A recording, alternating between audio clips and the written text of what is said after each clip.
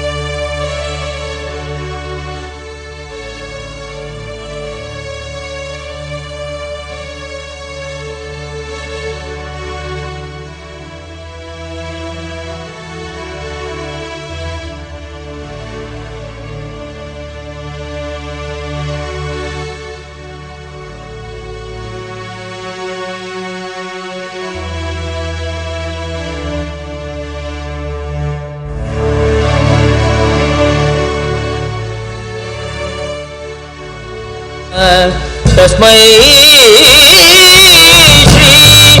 गुरवे नमः। तस्मै श्री गुरवे नमः।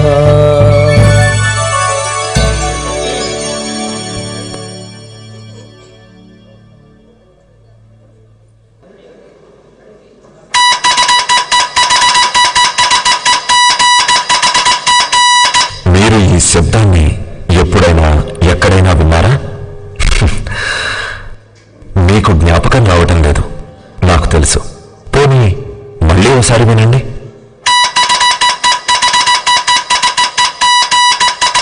మీ జ్ఞాపకాల పొరలు మెల్లమెల్లగా కదులుతున్నాయి. ఆ జ్ఞాపకాల పొరల్లో చూచాయిగా ఈ శబ్దం తాలూకు సుగంధం మీరు ఆస్వాదించే ఉంటారు. అవును, మీ ఊహ నిజమే. ఇది టెలిగ్రాఫ్ మిషన్ చేసే శబ్దం. ఒకప్పుడు మన ఇంటికి టెలిగ్రాఫ్ బట్వాడా చేసే బంట్రోతు వచ్చి టెలిగ్రామ్ అని కేక వేసినప్పుడు మన గుండెలు గుభేలుమనేవి. వచ్చిన టెలిగ్రాంలో ఏం వార్త వస్తుందోనని భయంతో కాళ్ళు చేతులు వణికిపోయేవి. ఫాదర్ సీరియస్, స్టార్ట్ ఇమీడియట్లీ ఇలాంటి వార్త చదవగానే బేజారు పుట్టేది. హడావుడిగా బెడ్డింగ్ సర్దుకొని సీరియస్ కండిషన్లో ఉన్న నాన్నగారిని చూసేందుకు పరుగులు తీసేవాళ్లం. భారతీయుల జీవన విధానంలో టెలిగ్రామ్ వ్యవస్థ అద్భుతమైన మార్పును తీసుకొచ్చింది. పావురాల ద్వారా సాగుతున్న సమాచార వ్యవస్థను రాగితీగల ద్వారా ప్రవహింపజేసి జీవితాలను వేగవంతం చేసింది. ఇదంతా నాణ్యానికి ఒకవైపుగా మనం భావిస్తే మనకు కనపడని మరో అంశం ఉంది. ఒక సాంకేతిక అంశం జీవితాల్లో ప్రవేశిస్తున్నప్పుడు కలిగే ఒత్తిడి, మానసిక అశాంతి ఇలాంటివన్నీ మానవ జీవితాల్లో విపరీతమైన ప్రభావాన్ని కలుగజేస్తాయి. దానివల్ల సంఘ జీవనంలో కూడా పెను మార్పు ఏర్పడుతుంది. టెలిగ్రాఫ్ వ్యవస్థ మన దేశంలోనికి 1853 ప్రాంతంలో ప్రవేశించింది. భారతదేశ తొలి స్వాతంత్ర్య సమరంగా పేరుగాంచిన సిపాయిల తిరుగుబాటు విఫలమయ్యేందుకు టెలిగ్రాఫ్ వ్యవస్థ కారణమైందని తెలుసుకుంటే మనకు ఆశ్చర్యం కలుగక మానదు. చరిత్రలో జరిగిన వాస్తవ సంఘటనలకు కాస్త నాటకీయత జోడిస్తే మరింత మనోరంజకంగా ఉంటుందనే తలంపుతో మీకు సమర్పిస్తున్న నాటకం. రండి, మన చరిత్ర పుటల్లోకి తొంగి చూద్దాం. సాధిస్తుంది ఎర్ర కలువా, ఎర్ర కలువా, పోరుబాటలో పోరాటమయ్యింది ఎర్ర కలువా, ఎర్ర కలువా, పొద్దు పొడుపుతో పోరు సాధిస్తుంది ఎర్ర కలువా, ఎర్ర కలువా, పోరుబాటలో పోరాటమయ్యింది ఎర్ర కలువా, ఎర్ర కలువా, తూటాల కాల్పుల్లో తిరుగుబాటయ్యింది ఎర్ర కలువా, తూర్పు పొద్దుల్లో వెలుగునే చంపింది ఎర్ర కలువా, పడబడి దిక్కుల్లో సింధూరమయ్యింది ఎర్ర కలువా, త్యాగాల దారుల్లో ఎరుపై నిలిచింది ఎర్ర కలువా, త్యాగాల దారుల్లో ఎరుపై నిలిచింది ఎర్ర కలువా.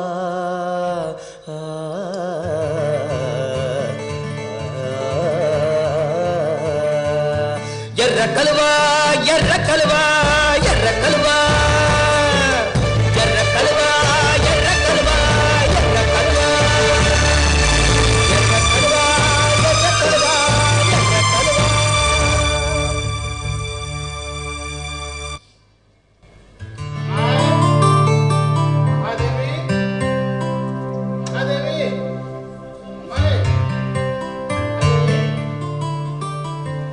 మహాదేవి ఎక్కడికి వెళ్ళినట్టు? మహాదేవి, మహాదేవి, తలుపులన్నీ తీసే ఉన్నాయి, ఇంట్లో ఎవరు లేరు. మహాదేవి, ఏమిటి సిద్ధప్ప ఇక్కడ నిద్రపోతున్నాడు? సిద్ధప్ప, సిద్ధప్ప, లే.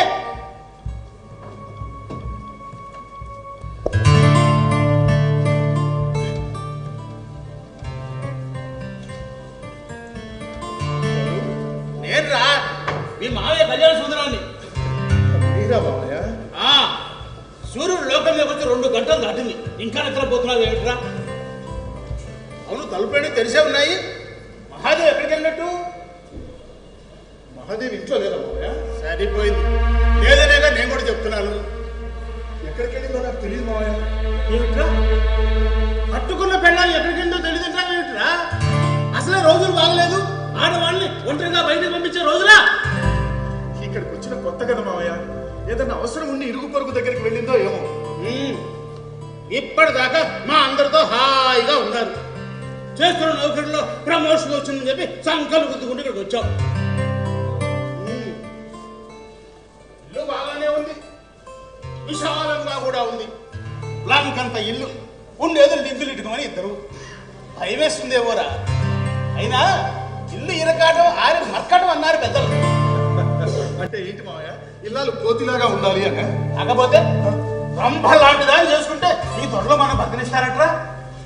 ఏ దరిద్రుడి కన్ను పడిందనుకో మన కంటి మీద కులికే ఉండదు.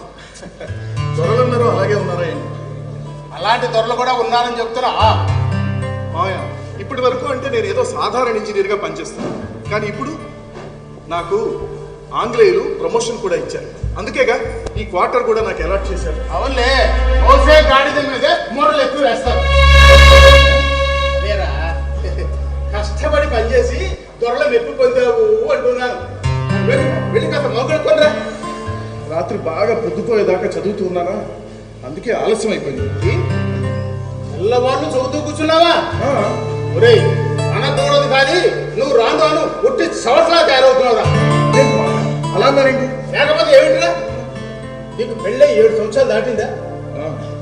అదే కడుపున ఒక నలుసైనా కాసిందా? ఇంతవరకు చదువులని ఉద్యోగాలని ఊళ్ళు పట్టుకొని తిరిగారు. ఇంట్లో పెద్దలు బంధువులు ఉన్నారు, మీకు ఏకాంతం కుదిరి సావలేదు అనుకున్నారు. ఇప్పుడు చేస్తున్న జాబులో ప్రమోషన్ వచ్చి ఇక్కడ వచ్చి పడ్డారు. లంకంత ఇల్లు, ఉండేది 2. హాయిగా రతి మనమదులుగా కాపురం చేసుకొని ఓ చక్కని మగబిడ్డగా అన్నావు అనుకో, మీ అమ్మా నాన్న ఎంత ఆనందిస్తారు. మాటలు అనవచ్చు, అది ఎంత సంతోషపడుతుంది. అది పాపం పైకి చెప్పుకోదు కానీ లోపల ఎంతో బాధపడుతుంది. పిల్లల కోసం అది మొక్కని దేవుడు లేడు, చెయ్యని పూజలు లేడు. ఇంకా తెలుసుకోకపోతే ఉన్నది. నేను మీకు కాఫీ తీసుకొస్తాను. ఏంటి కాఫీ? నువ్వు తాగుతున్నావా? తాగుతున్నాను. ఏ అరే, నువ్వు ఎందుకు తండ్రివి కాలేకపోతున్నావో ఇప్పటికి తెలిసింది. ఏంటి? కాఫీ తాగినందుకే? కాకపోతే అసలు కాఫీ మన ఆచారంలో ఉంది. అది ఆ దొరలు ప్రవేశపెట్టిన మాయదారి ద్రవణరా. దాన్ని దయ్యాలకు నైవేద్యంలాగా వాడతారు తెలుసా? మాయ కాఫీని కనిపెట్టింది డచ్ వాడు, ఆంగ్లేయులు కాదు.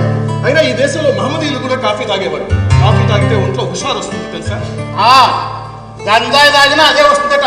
అది కూడా మొదలు పెడతావా? అరే నువ్వు ఎన్నన్నా చెప్పు, కాఫీ అంటేనే విషం. తక్షణమే దాన్ని మానే. అయినా నువ్వు కాఫీ తాగుతుంటే మహాదేవ్ చూస్తూ ఎలా ఊరుకుంది? మహాదేవ్కి ఇలాగ చాదస్తం లేదు. తను మారుతూ ఉంటుంది.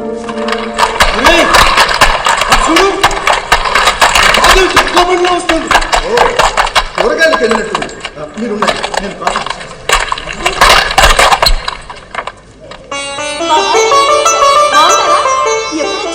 నేను ఎప్పుడు వస్తాను కానీ నువ్వేంటి ఇలా వచ్చావు? ఎలా వచ్చాను బాబాయ్? జట్టాబండిలో వచ్చావు. ఓ అదా. అది పండుగ చూపెట్టు. చాముంది ఎక్కడ? गाड़ी से सब्जी सब्जी మోసుకు వస్తా ఉంది. సరే ఇది కూడా బాబాయ్. మరి పిన్ ఎలా ఉంది? అమ్మరు ఈ ఫోటో ఎక్కడ పెట్టాలి? వంట గదిలో పెట్టాలి. అబ్దుల్ అబ్దుల్ ఇలారా. చాముండికి సైన్ చెయ్యి. ఏంటి అమ్మా ఇదంతా? రంగులు రాట్నంలో ఎవరు పడితే వాళ్ళు తిరణాల్లో రంగులు రాట్నం ఎక్కుతారే, అలా ఎవరు పడితే వాడు మన ఇంట్లోకి వెళ్ళిపోతున్నారు. ఎవరు వీళ్ళంతా? వాళ్ళ పని వాళ్ళు బాబాయ్. ఈయన గారికి ప్రమోషన్ వచ్చిన సందర్భంగా ఆఫీస్ వాళ్ళు ఒక వంట మనిషిని, ఇంటి పని తోట పని చూసుకోవడానికి ఒక నౌకర్ని ఇచ్చారు. ఓహో, ప్రమోషన్ వచ్చినందుకు అదనపు ఖర్చు కాబోదు. వాళ్ళ జీతాలు కంపెనీ వాళ్ళే భరిస్తారు. ఈయన ఇప్పుడు మామూలు ఇంజనీర్ కాదు కదా, కమ్యూనికేషన్ డిపార్ట్మెంట్ హెడ్. ఏంటి దేవి, నా గురించే?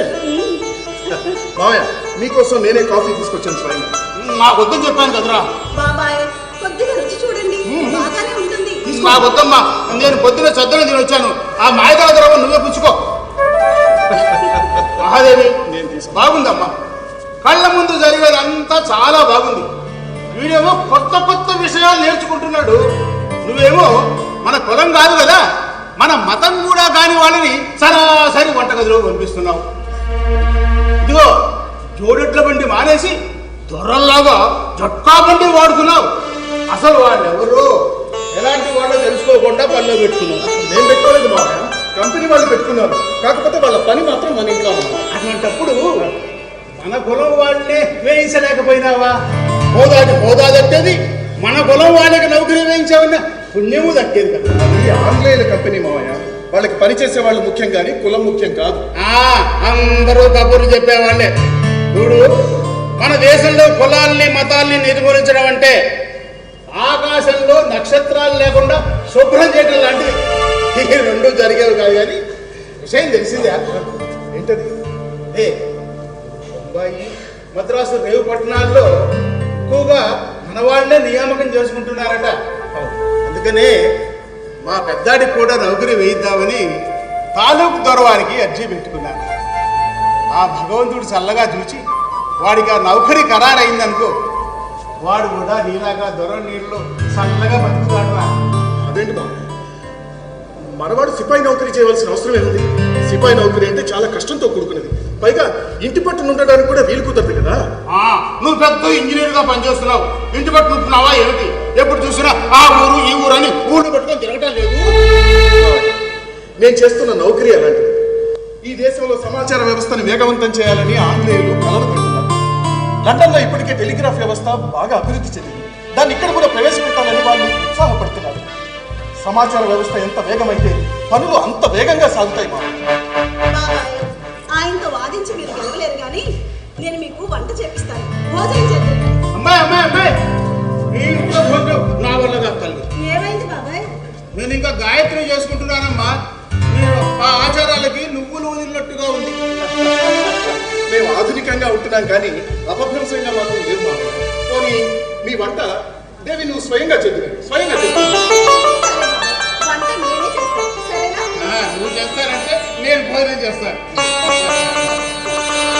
అమ్మాయి అమ్మాయి, ఏంటి బాబాయ్?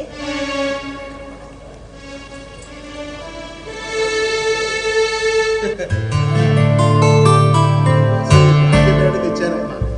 దేనికి బాబాయ్? దేనికంటే ఏం చెప్పనమ్మా, నీ కడుపున ఓ నర్సు కాస్తుందని ఆడపిల్లలు లేదు. నువ్వు నా కూతురులాంటి నీ బాగోగులు చూసుకోవటం నా బాధ్యత కదా. మొన్న మన సిద్ధాంత్ గారితో నీ విషయం చెప్తే ఆయన చెప్పాడు ఈ చిట్కా వైద్యాన్ని. దీన్ని శుభ్రంగా కడిగి కషాయం చేసి 11 రోజులు తాగమని చెప్పాడమ్మా. అలాగే బాబాయ్. మహాదేవి, మామయ్య చెప్పింది త్వరగా చేసే, లేకపోతే మనకి పిల్లలు పుట్టకోవడానికి నేనెంత కారణమో ఓ గంట సేపు పురాణం చదివేస్తాను.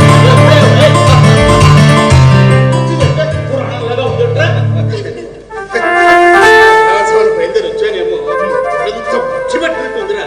స్నానం చేస్తా శుభ్రపడే వ్యక్తులు స్నానాలు జరుగుతుంది. వెళ్ళండి. బాబాయ్, ఇదిగో అమ్మాయి, నా భోజనం విషయం మాత్రం నువ్వే చూసుకోవాలి.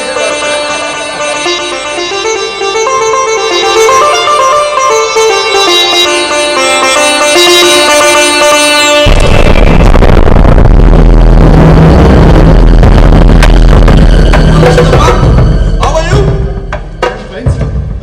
మీరు కబురు పెడితే నేనే వచ్చేవాడిని కదా. ఇన్ఫాక్ట్ నేను ఇటువైపే వెళ్ళొచ్చున్నాను. ఒక్కసారి చూసిపోదామని వచ్చాను. ఈ బంగళా మీకు కంఫర్ట్ గానే ఉందా?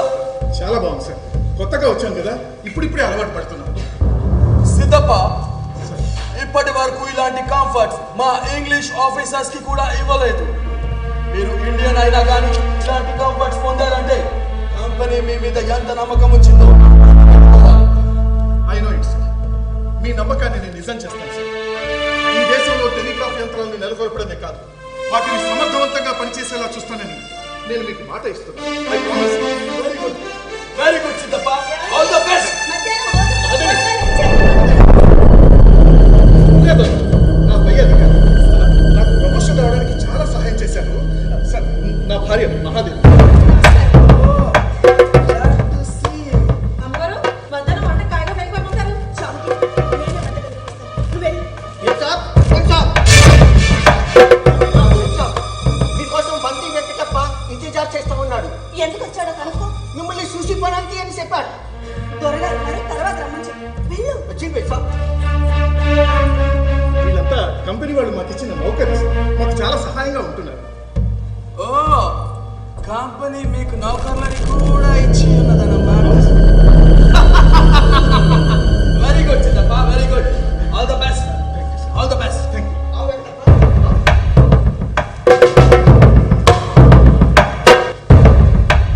గారు, నమస్కారం అండి. రండి, రండి. ఎవరో దొరవారు వచ్చినట్టున్నారమ్మా. నువ్వే దొరవారు. ఓయ్, దొరవారే ఆయన పెద్ద నౌకరీలో ఉన్నారు కదమ్మా. ఆయన గుర్రపుసారి బాగా శాతారని ఊరంతా చెప్పుకుంటారమ్మా. ఆయన కనగుర్రాన్నే కాదు, ఈ దేశాన్ని కూడా పరుగులు తీస్తున్నారని కూసింత గుంపులతో ఉన్నారమ్మా. అలాగా? అమ్మా. సరే గాని అమ్మా. మీరేంటి ఇలా ఉదయాన్నే వచ్చారు?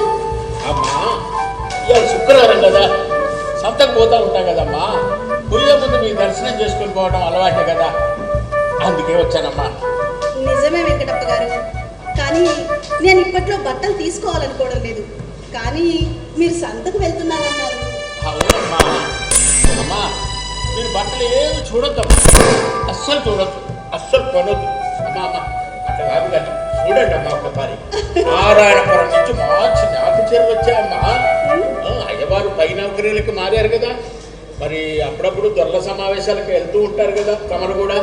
మరి వెళ్ళినప్పుడు హోదాకు దగ్గర చీరలు ఉండాలా వద్దా అమ్మా? అందుకని ఒక్కసారి చూడండి అమ్మా. వెంకటప్ప గారు, మీరు వ్యాపారులు, మీతో మాట్లాడడం నా వల్ల కాదు. ఇదిగో, ఈ అణ ఉంచండి. అమ్మా అమ్మా అమ్మా మీ చేత్తోనే అలా ఇచ్చారంటే ఇవాళ నా వ్యాపారం 16 అణాలుగా సాగుంది. అమ్మా అమ్మా ఇదిగో, ఈ నెమలి బిడ్డ చీర తమ కోసం నేను ప్రత్యేకంగా వేయించి తీసుకొచ్చానమ్మా. శ్రమ తీసుకున్నారు వెంకటప్ప గారు. ఇందులో శ్రమ ఏముందమ్మా? ఇదిగో చుట్టుపక్కల ఊళ్ళల్లో మీ అంత వారు ఎవరు ఉన్నారా చెప్పండి. మరి అయ్యవారేమో ముర్రేదర వారికి ఆంతరంగికులు అయినా మీకు కానీ అయ్యగారికి కానీ ఈ సమయంలో గర్వం కూడా లేదు కదమ్మా. నా అలాంటి చిన్న వ్యాపారస్తుని కూడా ఎంత ఆదరంగా చూస్తారమ్మా. అమ్మా ఈ చీర కట్టుకొని అని కొన్ని చీరలు లేవని జాతకాటని చెప్తాను. ఏమ్మా కొన్ని వెళ్ళొస్తా. శుభం కలుగుగా. అమ్మా వస్తా.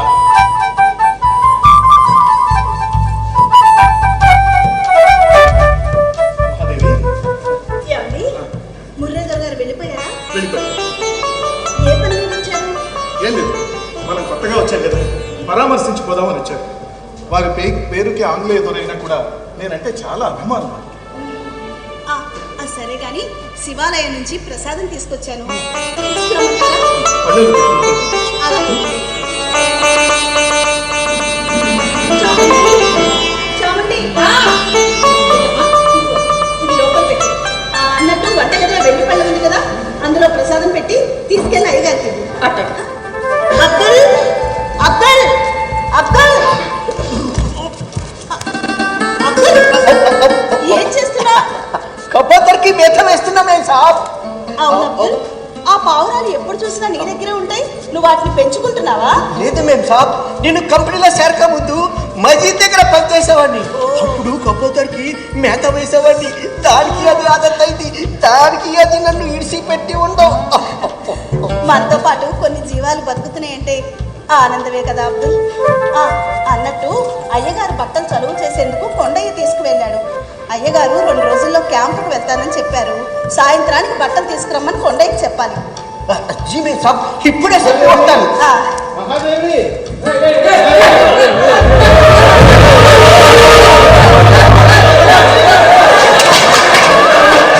అబ్దుల్, బయట గందరగోళం ఏంటో చూసినా? సౌకర్యం ఉంటుంది కానీ సౌఖ్యం ఉండదు. ఎక్కడ చూసినా భయం తప్ప శాంతం ఉండదు. రహదారులన్నీ చూసావు కదా, సిపాయిల భయం. వాళ్ళు మన దేశంలో ఉంటూ మనల్ని శత్రువులా చూస్తారు. అది మన ప్రారంభం.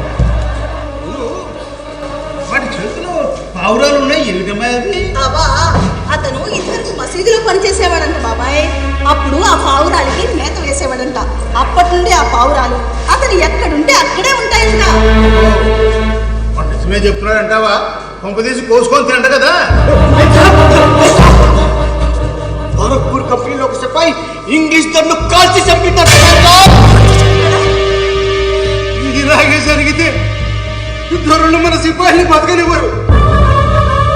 ఇంతకీ ఆ కాల్చి చంపిన సిపాయి పేరు తెలిసిందా అబ్దుల్? మంగల్ పాండే అని తెలుసు. మంగల్ పాండే అంటే బ్రాహ్మడే. ఎంతకు తెగించాడంటే ఆ దొర ఎంత ఘోరంగా ప్రవర్తించాడో ఏమో. రాయి రప్పన మొక్కే రాతి మనుషులమంటూ, చెట్టు పుట్టను కొలిచే మట్టి బ్రతుకులు అంటూ, రాయి రప్పన మొక్కే రాతి మనుషులమంటూ, చెట్టు పుట్టను కొలిచే మట్టి బ్రతుకులు అంటూ, నమ్మకాలను చంపి నాగరికతలంటూ, నమ్మకాన్ని చంపి నవ్వుతుంటే, భూమి ప్రాణం తీసి అమ్ముతుంటే, తల్లి మానం తీసి చంపుతుంటే, గురిపెట్టి కాల్చిండు గుండెల్లో పొద్దు ఎరుపెక్కి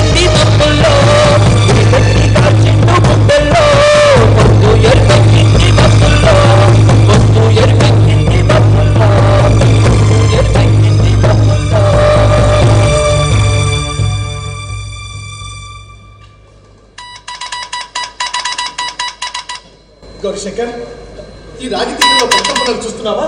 ఒకసారి చూడు.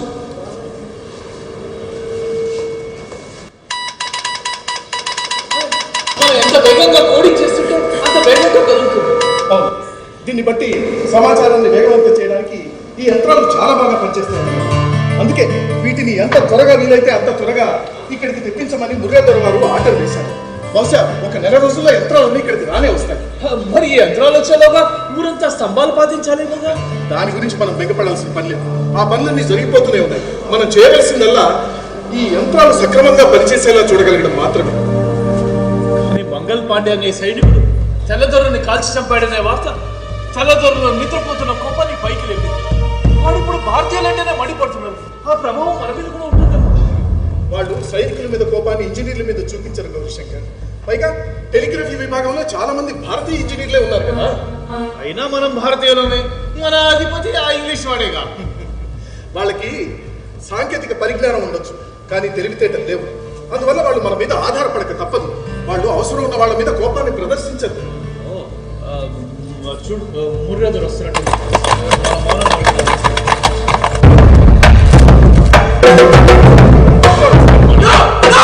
This is not good morning. This is very, very bad morning, Siddhappa. You know, ఒక సిపాయి, after all ఒక సిపాయి మా దొరను కాల్చి చంపాడు. మేము వాడికి జీతం ఇచ్చిందవి, చలిలో వేసుకున్నకు దుస్తులు ఇచ్చిందవి, తిరుటకు మంచి తిండిను ఇచ్చింది. అయినా నువ్వు వాడికి ఏమైనది? మా దొరను తన తుపాకీతో కాల్చి చంపారు. ఇది వినినప్పటి నుండి మాకు స్లీపింగ్ రావడం లేదు. సార్, మా వల్ల మీకేం ప్రమాదం లేదు sir. What do you mean?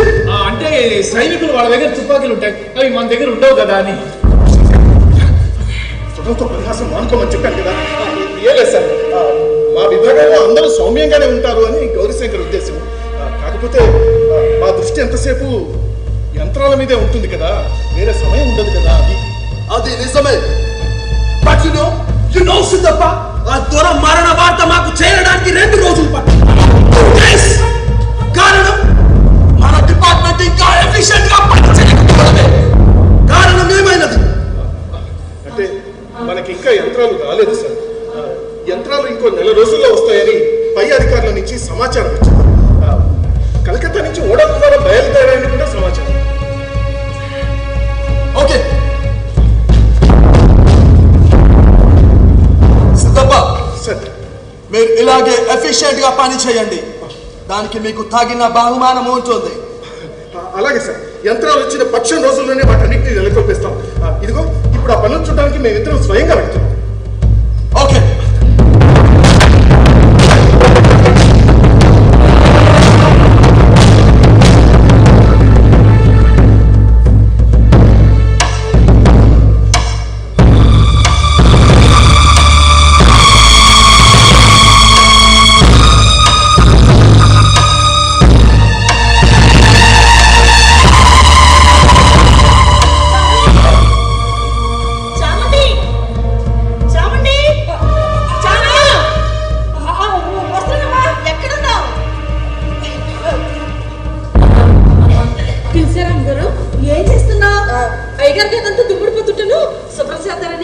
ఇందాకే కదా చాముండి ఊడ్చావు. ఊడ్చలేను కానీ అట్ట చూడండి ఎదురని గుర్రపు సవాళ్ళు ఎంత జాయిగా తిరుగుతున్నాయో. దుమ్ము అంతా మేఘాలాగా పేరుకుతున్నది. అందుకే అయ్యగారి గది నుండి దుమ్ముడుతున్నది శుభ్రం చేస్తారని. చాముండి, నీకెన్నిసార్లు చెప్పాను అయ్యగారు లేనప్పుడు అయ్యగారి గదిలోకి వెళ్ళొద్దని. అక్కడ ఆయన ఏవేవో పెడుతూ ఉంటారు. నువ్వు వెళ్ళి వాటిని అటు ఇటు కదిపేస్తే అయ్యగారి కోపం వస్తుంది. అందులోను అయ్యగారు గది నిండా కాగితాల మీద ఎప్పుడు చూసినా పిచ్చి గీతలు గీస్తూ కూర్చుంటారేటండి. అవి పిచ్చి గీతలు కాదు చాముండి, టెలిగ్రాఫ్ యంత్రాల లెక్కలు, వాటి సూత్రాలు ఏవేవో రాస్తూ ఉంటారు. అమ్మగారు, నాకు తెలియకడుగుతాను, అయ్యగారు ఏం పని చేస్తారమ్మా? Telegraph engineer. అంటే ఏంటమ్మా? ఇంజనీర్ అంటే ఇంజనీర్ పనులే చేస్తారు. ఇప్పుడు అట్లా కాదు. నానంటే వంట మనిషి, అన్నం వండుతాను, కాయగూరలు కోతాను, ఇల్లంతా శుభ్రం చేస్తాను. అట్టాగే అయ్యగారు ఏం పని చేస్తారు? అయ్యగారు కూడా రకరకాల వంటలే చేస్తారు. నాతో ఎక్సకాలేటండి, అయ్యగారు వంట చేయడం ఏంటి? అవును చావండి, నువ్వేమో రకరకాల కూరగాయలతో చేస్తావు, అయ్యగారు రకరకాల సైన్స్ సూత్రాలతో చేస్తారు. అంటే ఇప్పుడు ఒక వార్తని ఒక చోట నుండి మరొక చోటకి చేరవేయాలంటే ఏం చేస్తాం? పౌరైటప్ ఉంది కదండి, పట్టుబట్ట మీద కాటుకుతో రాస్తారా అండి? దాన్ని నూనె పోగుతో పౌరాయి కాలి కట్టి ఆకాశంలో విడిచిపెట్టామనుకోండి, అది మనం ఎవరింటికి వెళ్ళమంటే వాళ్ళింటికి వెళ్ళిపోతాక. ఆ పనిని అయ్యగారు యంత్రాలతో చేస్తారు. పౌరాయి కాలికి నూనె కట్టడానికి యంత్రాలు ఎందుకమ్మా, చేతులతో కట్టేయచ్చు. చాముండి, పావురాయి కాళ్ళకి నూనె కట్టడం కాదు, ఇప్పుడు ఒక వార్తని ఒక చోట నుండి మరొక చోటకి చేరవేసే యంత్రాలతో పనిచేస్తారు. ఆ పని యంత్రాలు ఎట్టేసేస్తాయమ్మా? అర్థమైపోయినది. ఆ యంత్రాల్లో దొరలు దెయ్యాలు ఉంచుతున్నారు కదా, ఆ దెయ్యాలు పని చేస్తున్నాయి కదా. అవునమ్మ గారు, దేశంలోకి పగపళ్ళు వచ్చేస్తున్నాయి తెలుసు కదా. అలాగని చెప్పి మాయ చేస్తున్నారు కానీ అవన్నీ అబద్ధాలే. కోసుని బొగ్గముక్కలు, కోసుని నీళ్ళు సక్కలు అందులో వేసితే అంత లావున బండి నడిసక్క చెట్టి. దాని శాఖరం చూసారా, బండి శాఖరం అంత ఉంటుంది. యాదవది 2 శాఖరాలు నాగడానికి 2 ఏళ్ళు చచ్చిపోతాయి. అసలుది ఆ పెట్టి కదలాలా, పెట్టిలో కూర్చున్న మనుషులు బరువు కదలాలా, ఆయన చక్రాలు తిరగాలంటే ఎంత బలం కావాలా? అంత బలం యాని చెత్త చెప్పండి. ధరలే ఆ బెడ్లో దెయ్యాలు ఉంచుతున్నారట, దెయ్యాలు ఆ బండి నాకెళ్తున్నాయట. దెయ్యాలు లాగడం చామండి, అదంతా నీ తెలివి తక్కువతాను. అలాగైతే దెయ్యాలు కాదంటారా మరి? అదంతా సైన్సు. స్నానంటే చదువుకోలేదు, చదువుకున్న అందరూ కూడా ఇదే మాట చెప్తున్నారమ్మా. అయినా అయ్యగారు మనం మాట్లాడే మాటలన్నీ రాగి తీగల మీద మోసుకెళ్ళిపోతాయి అని చెప్తున్నారు కదా. మరి అట్లా మోసుకెళ్ళాలంటే ఆ రాగి తీగల్లో ఎవరో ఒకరు ఉంటారు కదా. అయ్యే దెయ్యాలు. చాలే ఊరుకో, నీకు తెలియని విషయాన్ని దెయ్యాల మీద భూతాల మీద పెట్టి అందరినీ భయపెట్టదు. కాదమ్మా, నేను చెప్పేది నిజం చెప్తున్నాడా. నాకు చదువు లేదు, చదువుకున్న అందరూ ఇదే మాట చెప్తున్నారు. చాముడి, ఒకప్పుడు సైంటిస్టులు భూమి గుండ్రంగా తిరుగుతుందని చెప్తే ఎవరూ నమ్మలేదు. ఆ తర్వాత కొన్ని రోజులకి జనానికి తెలిసింది కదా. ఇప్పుడు ఈ విషయం కూడా అంతే. మనకు తెలియని విషయాన్ని అద్భుత శక్తులుగా భావించడం అనాదిగా మనిషికి అలవాటే. సరే గాని నువ్వు వెళ్ళి అయ్యగారి తలుపులు తాళం వేసినా సరేనా? అట్టగనం. చాలండి అమ్మా, అన్నట్టు రేపు దసరా పండగ, ఇంట్లో చాలా పనులున్నాయి, మర్చిపోకు. చాలా పనులున్నాయి, చాలా పనులున్నాయి.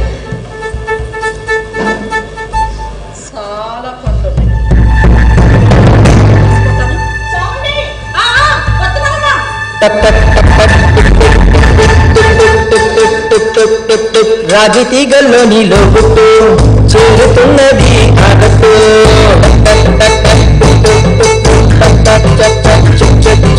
రైలు బండుల్లోని ఆబుకు చేర్చుతున్నది ఆబుకు.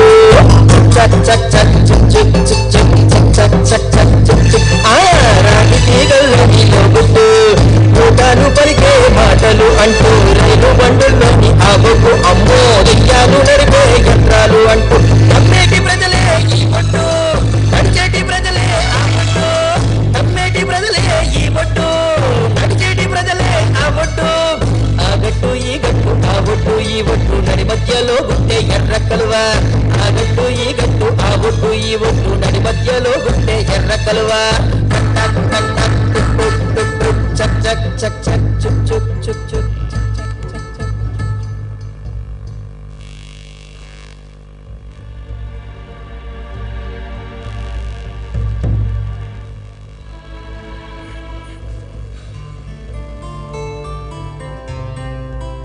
అమ్మయ్య, మీరంతా ఇంట్లోనే ఉన్నారనమాట. ఎక్కడ అమ్మవారి తిరునాళ్ళు చూసేందుకు వెళ్ళిపోయారేమో అనుకున్నా. ఏమిటి బాబాయ్, అదే మీద గుర్రంలో చెంగు చెంగును తిరిగేవారు ఏమిటి ఇలా మౌనంగా ఉన్నారు? ఏం చెప్పమంటారో నాయన, వాడి కాళ్ళు వీడి కాళ్ళు పట్టుకొని మా పెద్దాడికి సిపాయిగా నౌకరీ వేయించాను. వేయించారు. 10 రోజులు తిరగకుండానే వాడు కంపెనీ వదిలి పారిపోయి వచ్చేసాడు. ఎందుకని? ఏం చెప్పమంటారా నాయన, సిపాయిలు అన్నాక తుపాకీ పేల్చాలి కదా. తుపాకీ పేలాలంటే అందులో తూటాలు ఉన్నాయి. ఆ తూటాలకి ఈ ఇంగ్లీష్ వాళ్ళు ఏం చేస్తున్నారో తెలుసా? ఏం చేస్తున్నారు మామయ్య? ఆవు కూడా పండుగ రాయిస్తున్నారు. ఆ దిక్కు పనికిమాల తోటాలు తుపాకులో పెట్టే ముందు నోటితో కొరికి మరీ పెట్టాలి. శివ శివ శివ శివ, ఏ హిందువైనా ఆ పని చేయగలటట్రా? హిందువులే కాదు బాబాయ్, మామూలు కూడా ఈ పని చేయడానికి నిరాకరిస్తున్నారు. కానీ ఏం లాభం? చిత్రం ఏమిటంటే ఆ కూటాన్ని తయారు చేస్తుంది మన భారతీయ కంపెనీ అంట. ఎవరైతే ఏమో వాళ్ళు వ్యాపారస్తులు, లాభాలు చూసుకుంటారు అంతే. గాడి తయారుగా ఉంది. వస్తున్నారు. బాబాయ్, మనం బయలుదేరదామా? ఏమండి, మీరు తయారుకున్నారా లేదా? తయారుగానే ఉన్నా. కానీ ఏం లాభం, ఎప్పుడు అలా ఏదో పనిలో ఉంటూనే ఉంటారు. ఏం లేదు దేవి, ఒక చిన్న విషయం గుర్తొస్తే చూస్తున్నాను అంతే. వస్తున్నాను ఒక్క నిమిషం. అన్నయ్య, బాగున్నావా? వదిన బాగుందా? బాగుంది. నీకు ఇష్టమని నీ వదిలి జున్ను చేసింది. తీసుకో. జున్న అయితే ఇవాళ మనం బయటికి వెళ్ళాల్సిన పని లేదురా. అలా అంటావు? జున్ను కనపడితే మీ చెల్లాయికి ప్రపంచం ఏమైపోయినా పర్వాలేదు. రాగి తీగలు టెలిగ్రాఫ్ యంత్రాలు కనిపిస్తే మీరు మాత్రం అలా ఉండరా ఏంటి? అన్నయ్య, వదిన కూడా వచ్చుంటే బాగుండేది కదా. బాగుండేదమ్మా, కానీ బంధువులు వచ్చారు. తన సాయంత్రం వస్తానని చెప్పింది. సరే కదా అన్నయ్య. వచ్చారా? నేను వచ్చేటప్పుడే చూశానమ్మా. అబ్బో, రంగు రంగుల దీపాలంతగా ఆ ఊరంతా, ఆ అమ్మవారి విగ్రహం ఊరంతా బ్రహ్మాండమైనది.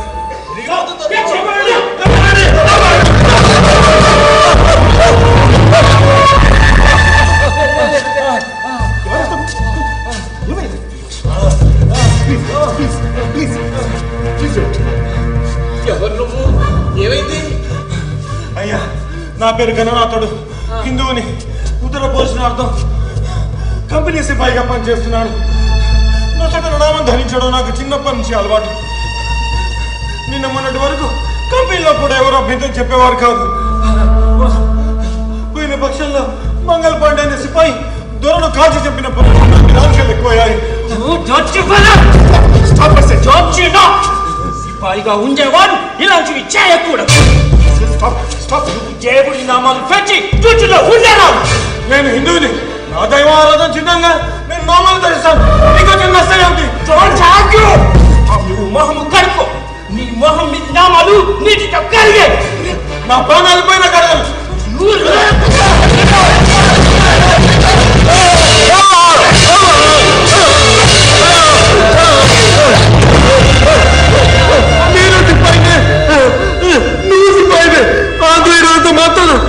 పత్రం అయితే సహించలేదు.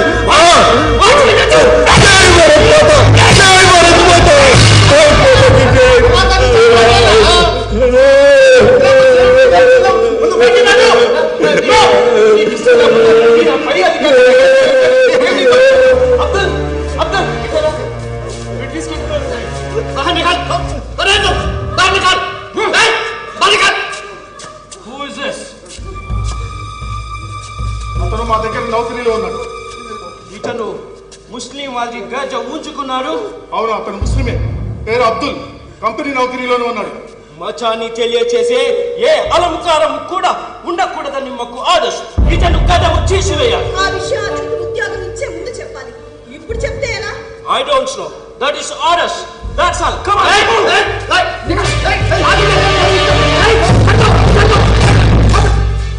ఏంటిది? ఇలా ప్రవర్తిస్తే నేను మీ కమాండెంట్కి చెప్తాను. మీరు ఎవరితో మాట్లాడినను రూల్స్ మారు. ఇతను మాత్రం గదము చేయాలి. Come on.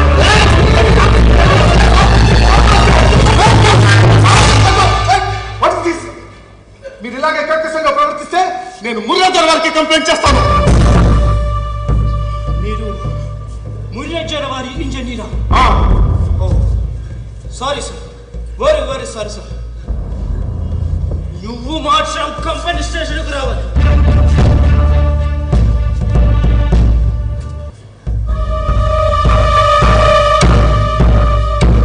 జడ్జి ఇండియన్స్ మచ్చి బొమ్మలకు పసుపు కుంకుమను రాసి దేవుడుగా పూజిస్తుంటారు, ఉత్సవాలు చేస్తారు. మీ మచ్చి బొమ్మలకు మేం కాచేయటానికి మా ఇల్లును వదిలిపెట్టి ఇక్కడ చూసి చేస్తుంది.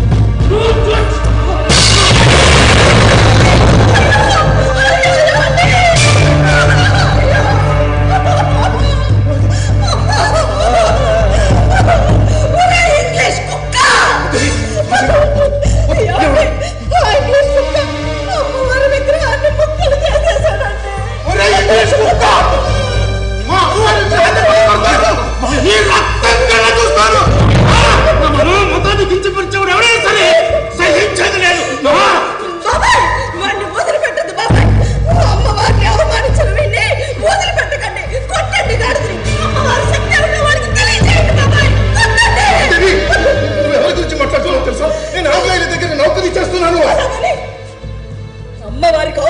జరుగుతుంటే చూస్తూ ఊరుకోమంటారా? వాడు ఏ దేశం నుంచి వచ్చాడు? ఇక్కడ ఆచారాల్ని గౌరవించకపోగా అవమానిస్తాడా? వాడు చర్చిలో ప్రార్థన చేస్తున్నప్పుడు మన వాళ్ళు కూడా ఇలాగే ప్రార్థిస్తున్నారా?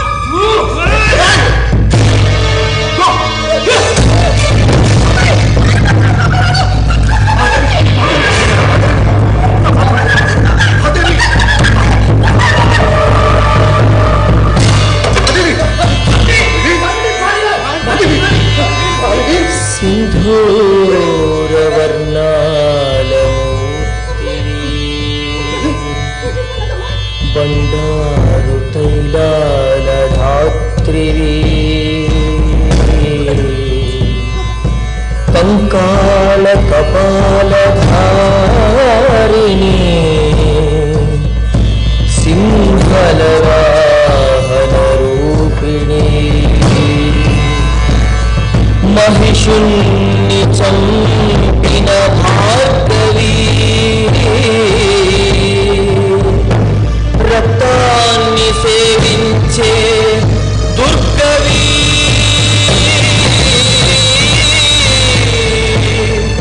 నీ రూపాన్ని కొలిచేటి నామాన్ని పిలిచేటి స్వేచ్ఛ నీవమ్మ తల్లి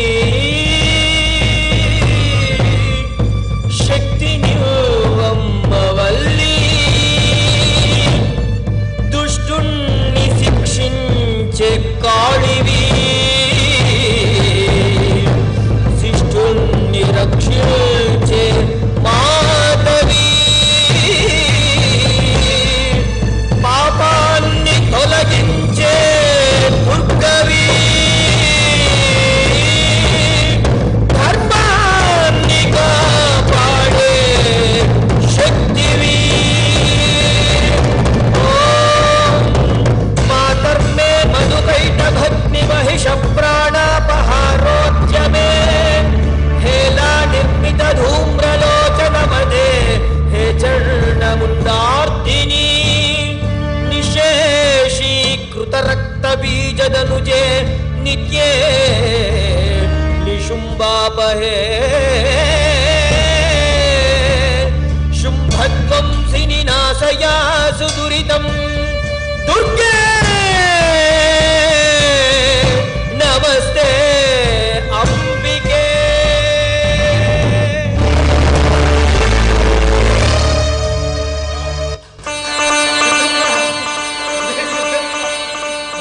సత్యనారాయణ అమ్మవారు కరుణించిందిరా. మహాదేవి గర్భవతయిందిరా. నిజం. ఆ, అమ్మవారు మహిషాసురుణ్ణి వధించినారంత నిజం.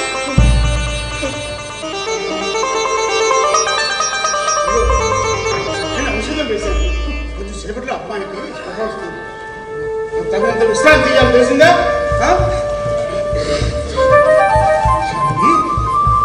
మహాదేవి నిద్రపోతుందా? తమరిచ్చిన భస్మం పాలన కలిపెట్టినాను కదయ్యా, నిద్రపోతున్నారు. చెప్పండి, మీ అమ్మవారు ఇప్పుడు మామూలు మనిషి కాదు, తల్లి కాబోతుంది. ఎంత సరైన మాట చెప్పారు. ఇక చూడండి, మా అమ్మగారిని ఎక్కడ చూసుకుంటాను, కాలు కింద కట్టలేకుండా కళ్ళని ఎక్కడ చూసుకుంటాను. నీ మాట మీద నమ్మకం ఉంది, కానీ నీ వంట మీద లేదు. ఇదిగో నేను చెప్పిన కూరగాయలు వండి పెట్టాలి. అమ్మాయి ఆరోగ్యం అశ్రద్ధ చేయవద్దు, చిన్న పిల్లలాగా చూసుకోవాలి, తెలిసిందా? అయ్యా అయ్యా తమరు వేగంగా బయలుదేరి రావాలయ్యా. ఏమైనా చదువు పదా? మంగళ పాండేను ఉడి తీశారయ్యా. ఎందుకు? ఎక్కడ? ఆ వివరాలేమి తెలియగాని కంపెనీ అంతా అల్లకల్లోలంగా ఉందయ్యా. సిబ్బందంతా కోపంతో రగిలిపోతున్నారు. అత్యవసరంగా వార్తలు పంపించాల్సిన అవసరం ఉందని మిమ్మల్ని వేగంగా రమ్మని గుర్రె దొరవారు చెప్పారు. సరే, మేము వస్తాం, నువ్వు వెళ్ళి. ఓ మై గాడ్, ఈ వార్త నలుగురిలో తెలిసిందంటే ఎలాంటి ప్రమాదం నుంచి వస్తుందో. పద, బయలుదేరి వెళ్దాం, పద.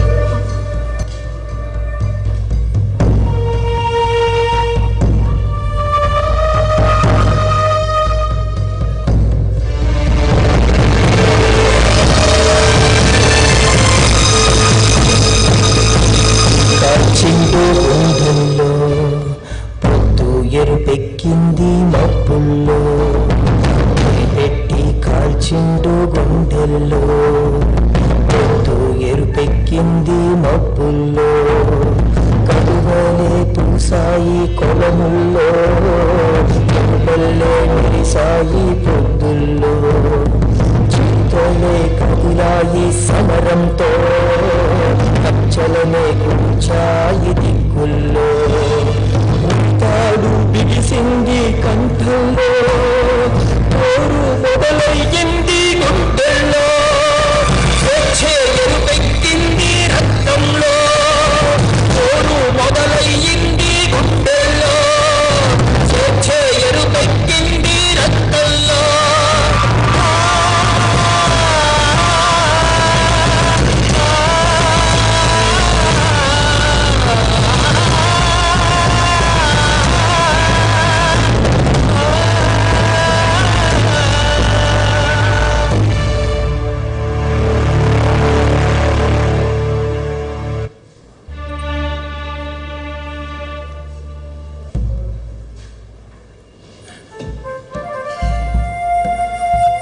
అందరూ మీకోసం నేను పాయసం చేశాను, తీసుకొస్తాను, తాగేయండి. ఇప్పుడు అవన్నీ ఎందుకు చాలండి? ఎందుకంటారేటమ్మా, ఇప్పుడు మీరు మామూలు మనిషి కాదు కదా, మరి అమ్మ కాబోతున్నారు. నిజం చాలండి. అవునమ్మ గారు, కళ్యాణం బాబా చెప్పారు కదా. కళ్యాణం బాబా అదే మీ సొంతం బాబాయ్ గారు.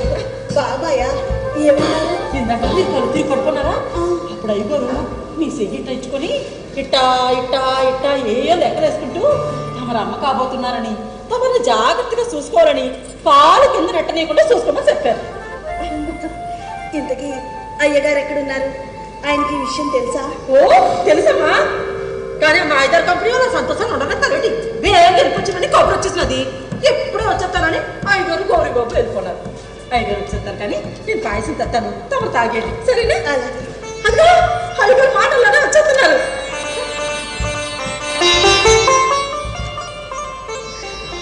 మహాదేవి ఇప్పుడు ఎలా ఉంది? మీకు ఈ విషయం తెలుసా? ఆలస్యంగా తెలిసింది మహాదేవి. మంగళ పాండ్యని గురి తీశారని తెలియగానే మన సైనికులు వాళ్ళ మీద తిరుగుబాటు చేశారు.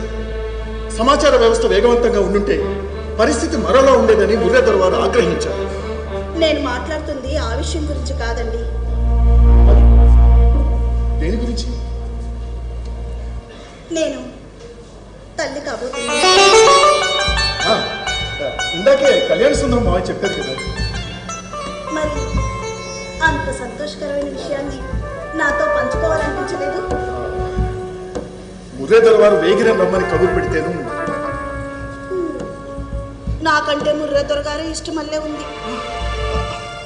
కాదు మహాదేవి, కాస్త జరూరు పని ఉండి మన మధ్య సంతోషాన్ని నాశనం చేసే ఆ జరూరు పనులు మానుకోలేరా? అది నా వృత్తి ధర్మం. మానుకుంటే ఎలా చెప్పు?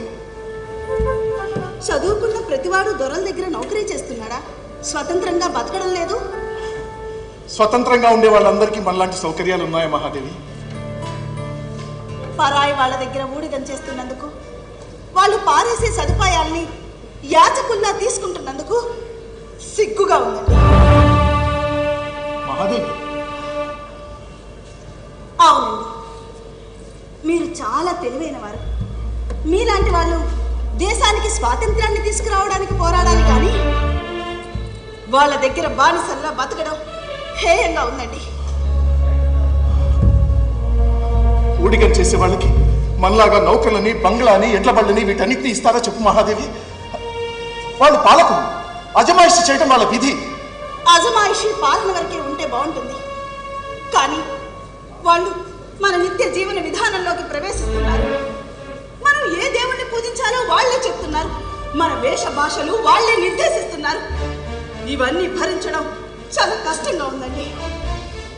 మహాదేవి, వాళ్ళు మాత్రం సుఖంగా ఉన్నారనుకుంటున్నావా? అసలు ఈ ఆంగ్లేయ సిపాయిలు మన ప్రజల మీద ఎందుకు అక్కసు వెళ్ళగక్కుతున్నారో నీకు తెలుసా? వాళ్ళు ఈ చిన్నపాటి ఉద్యోగం కోసం వాళ్ళ దేశాన్ని వదిలిపెట్టి మరీ ఇక్కడికి వస్తారు. భార్య బిడ్డల్ని విడిచిపెట్టి ఈ చిన్నపాటి జీతం కోసం మాసం రోజులు సముద్రంలో ప్రయాణం చేసి మరీ ఇక్కడికి వస్తారు. వాళ్ళకి ఇక్కడ ఏ సదుపాయాలు ఉండవు. వాళ్ళు చేసేది ఆంగ్లేయ నౌకరీ అయినా కూడా ప్రత్యేకమైన సదుపాయాలు ఏమీ ఇవ్వరు వాళ్ళకి. ఆకలి వేస్తే బ్రెడ్ ముక్క తప్ప తినడానికి వేరే గత్యంతరం ఉండదు. వాళ్ళకి జ్వరం వచ్చినా దగ్గొచ్చినా పట్టించుకునే నాజునే ఉండడు. కుటుంబానికి దూరంగా ఉండడం వల్ల వాళ్ళలో అసహనం రేకెత్తుతుంది. ఆ అసహనాన్ని వాళ్ళు మన మీద కోపంగా ప్రవర్తిస్తారు. అంతే. వాళ్ళ అకృత్యాల కారణాలు అడగడం లేదండి, ఆగడాలు భరించకూడదు అని చెప్తున్నా. మహాదేవి, అదంతా సామాన్య జనానికి వర్తిస్తుంది కానీ మనలాంటి ప్రత్యేక వర్గానికి కాదు. నేను ఇందాక ముజేదర్ వారి పేరు ప్రస్తావన తెచ్చేసరికి ఆ సిపాయి మనల్ని వదిలిపెట్టి వెళ్ళిపోయాడా లేదా? ఎందుకని? ముజేదర్ వారి విభాగాలన్నీ ప్రత్యేకమైనవి. ఆ విభాగాలంటే దొరలందరికీ ఎంతో అభిమానం కూడా.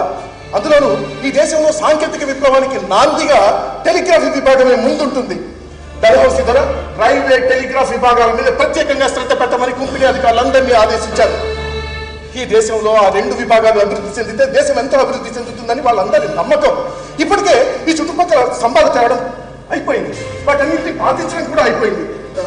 తీగలు కూడా అమర్చేసాం. రేపు మాకు యంత్రాలు వచ్చేస్తాయి. వాటన్నింటినీ సక్రమంగా నెలకొల్పి సమర్థవంతంగా పనిచేసేలా చేయగలిగితే అప్పుడు మన జీవితాలు మారిపోతాయి మహాదేవి. అప్పుడు ఆ విభాగానికి నన్నే ప్రత్యేక అధికారిగా నియమిస్తారు. అప్పుడు నాకు ఒక ఆంగ్లేయులకు ఇచ్చిన జీతం, హోదా, గౌరవం అవన్నీ నాకిస్తారు మహాదేవి. వాళ్ళిచ్చే జీతన్నాళ్ళకి కళ్ళబొల్లి కబుర్లకి లొంగిపోతారనమాట. మాతృభూమి మీద ప్రేమ ఉండద్దు. అదే ప్రేమైనా నేను కనుకుంటున్నాను. అయినా ఈ దేశ భవిష్యత్తు కోసం నేను ఇంత వ్యవస్థను చేస్తూ ఉంటే దాన్ని కళ్ళబొల్లి కబుర్లు అనుకుంటున్నావా నువ్వు?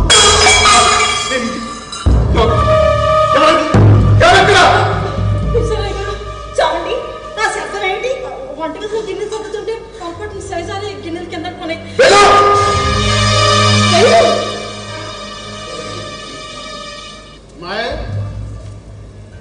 ఓహో, నువ్వు ఇంట్లోనే ఉన్నావు అన్నమాట. ఈ వ్యవహారం ఏం బాగలేదు అబ్బాయి. నేనేం చేశాను మావయ్య? మహాదేవ్ ఒట్టి మనిషి కూడా కాదు కదా. ఆమెను ఒంటరిగా వదిలేసి నువ్వు రాత్రులు కూడా ఇంటికి రాకుండా నౌకరీలో నువ్వుంటే అమ్మాయి పరిస్థితి ఏం కావాలి? ఇంకొక వారం రోజులు మావయ్య, ఆ తర్వాత మన జీవితాలు మారిపోతాయి. ఆ తర్వాత మహాదేవి దగ్గర నేనే దగ్గరుండి మరీ చూసుకుంటాను. అయినా ఇప్పుడు ఆవిడని చూసుకోవడానికి చాముండి దగ్గరే ఉంటుంది కదా. ఎంత చూసుకున్నా భర్త సాటి రాదు కదరా. తల్లిదండ్రుల దూరంగా ఉన్నారు, రాకపోగలిగే మాసం రోజులు పైగా పడుతుంది. పోనీ నీకు అంతగా తీరిక లేకపోతే అమ్మాయిని కొన్నాళ్ళు వాళ్ళ ఇంటికి పంపించరాదు? ఆ మాట నేను ఎప్పుడే చెప్పాను మా. కాకపోతే తను లేకపోతే నాకేదో సౌకర్యంగా ఉండదు అని అంటుంది. ఒకళ్ళు ఉన్నారు కదా, నీకు ఇబ్బంది ఉంటుంది. బాబాయ్ వద్దు, బాబాయ్ వద్దు. ఆయన అలాగే అంటారు కానీ వేళకి భోజనం చేయరు. ఏదో నేను ఇంట్లో ఉంటున్నానని వస్తున్నారు కానీ లేకపోతే ఇంటికి కూడా రాకుండా అక్కడే పనిలో ఉండిపోతారు. నువ్వు చెప్పిన మాట నిజమే. పనిలో పడితే వీడు రాక్షసుడైపోతాడు. చెప్పాడు కదా, ఇంకొక వారం రోజులు, ఆ తర్వాత మన జీవితాలు మారిపోతున్నాయి. ఆ తర్వాత నాకు వాళ్ళు ఇచ్చే గౌరవం, హోదా అవన్నీ తలుచుకుంటుంటే నా ఒళ్ళంతా గగురు పడుస్తుంది తెలుసా. అంతలేరా, కళ్ళకు కంచెలు పట్టుకున్న గుర్రానికి పక్కన ఏం జరుగుతుందో తెలియనట్టు త్వరలో మైకంలో ఉన్నవాడికి శరీరము మనసు అదుపులో ఉండవు. ఔషధాల కోసం కొన్ని దినుసులు కొనుగోలు చేయాలి. నేను మళ్ళీ వస్తాను, మీరు మాట్లాడుకోండి.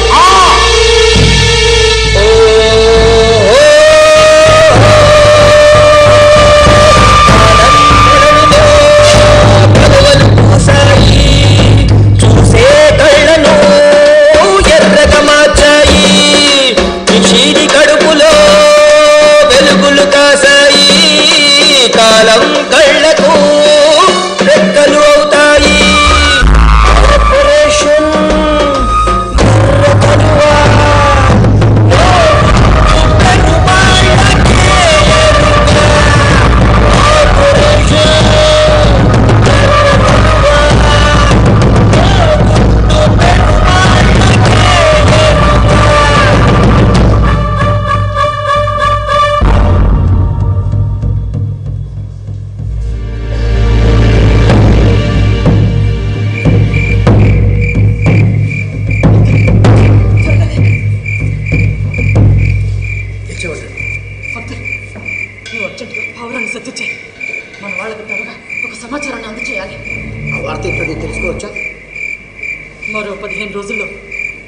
టెలిగ్రాఫీ యంత్రాలు గంగా తీరంలో ఉన్న గౌరీ పట్టాలకు చేరుకోబోతున్నాయి. ఈ పాటికి ఈ చుట్టుపక్కలంతా స్తంభాలు పాతి పెట్టేశారు కదా. కేవలం రహదారుల వెంట మాత్రమే కాదు, శ్మశానాల మీద నుంచి కూడా టెలిగ్రాఫ్ స్తంభాలు పాతి పెట్టారు. డల్హౌసీ చాలా ఉత్సాహంగా ఉన్నాడు. రైల్వేలు సమాచార వ్యవస్థ వేగవంతం అయితే అది పరిపాలనలో అనేక మార్పులు తీసుకొస్తుందని, దానితో కుంపడి విజయానికి దారులు వేయొచ్చని ఆయనకి చాలా నమ్మకంగా ఉంది. అందుకే ఆయనపై జరిగిన హత్యా ప్రయత్నాలను కూడా ఏమాత్రం భయపడకుండా ఏమీ జరగనట్టే ఉన్నాడు. డల్హౌసీ మీద హత్యా ప్రయత్నం జరిగిందా? అవును. చేసిన వాళ్ళు ఎవరు? సోమ్ల నాయక్.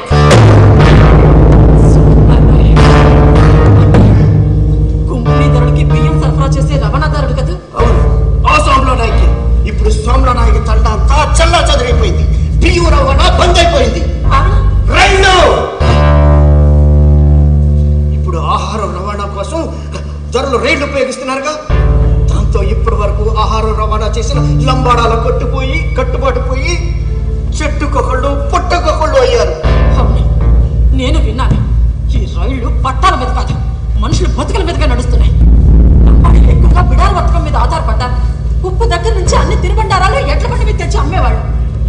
అన్నట్టు లంబాడీలతో ధరలు వ్యాపారం మానేశారని విన్నాను. ఒకనాడు శోభనా నాయకు తండాలో 100 ఎడ్ల బండ్లు ఉండేవి. ఇప్పుడు వారికి కనీసం తినడానికి తిండి లేకుండా ఉంది. 10 మందికి తిండి వస్తువులు అందించే లంబాడీలకు తిండి లేకుండా పోయిందా?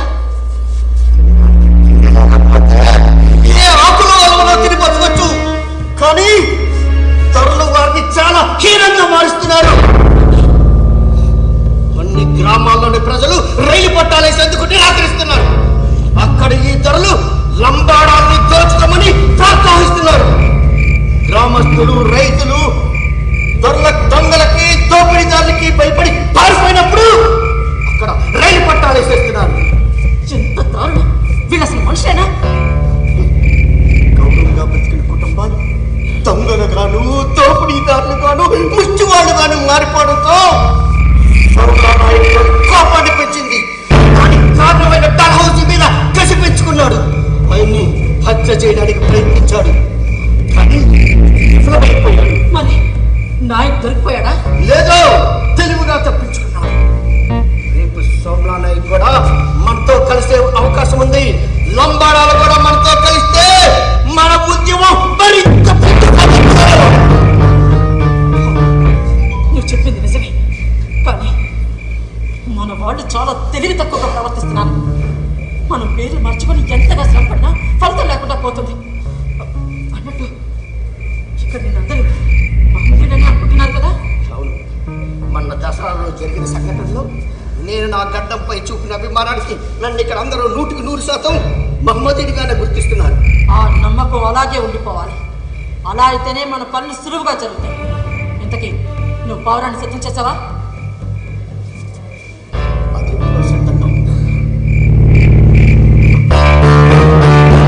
నువ్వు మన వాళ్ళకి అందజేయి. యంత్రాన్ని అమర్చేందుకు నాయకుడిగా సిద్ధపై అక్కడికి చేరుకుంటారట. ఆ విషయం తెలిసింది. బహుశా యంత్రాలు చేరే సమయానికి ఆయన కూడా అక్కడికి రావచ్చు. చూడు, ఆయనకు మాత్రం ఎట్టి ప్రమాదం జరగకూడదని మన వాళ్ళకి ప్రత్యేకంగా తెలియచేయి. ఇంకో విషయం,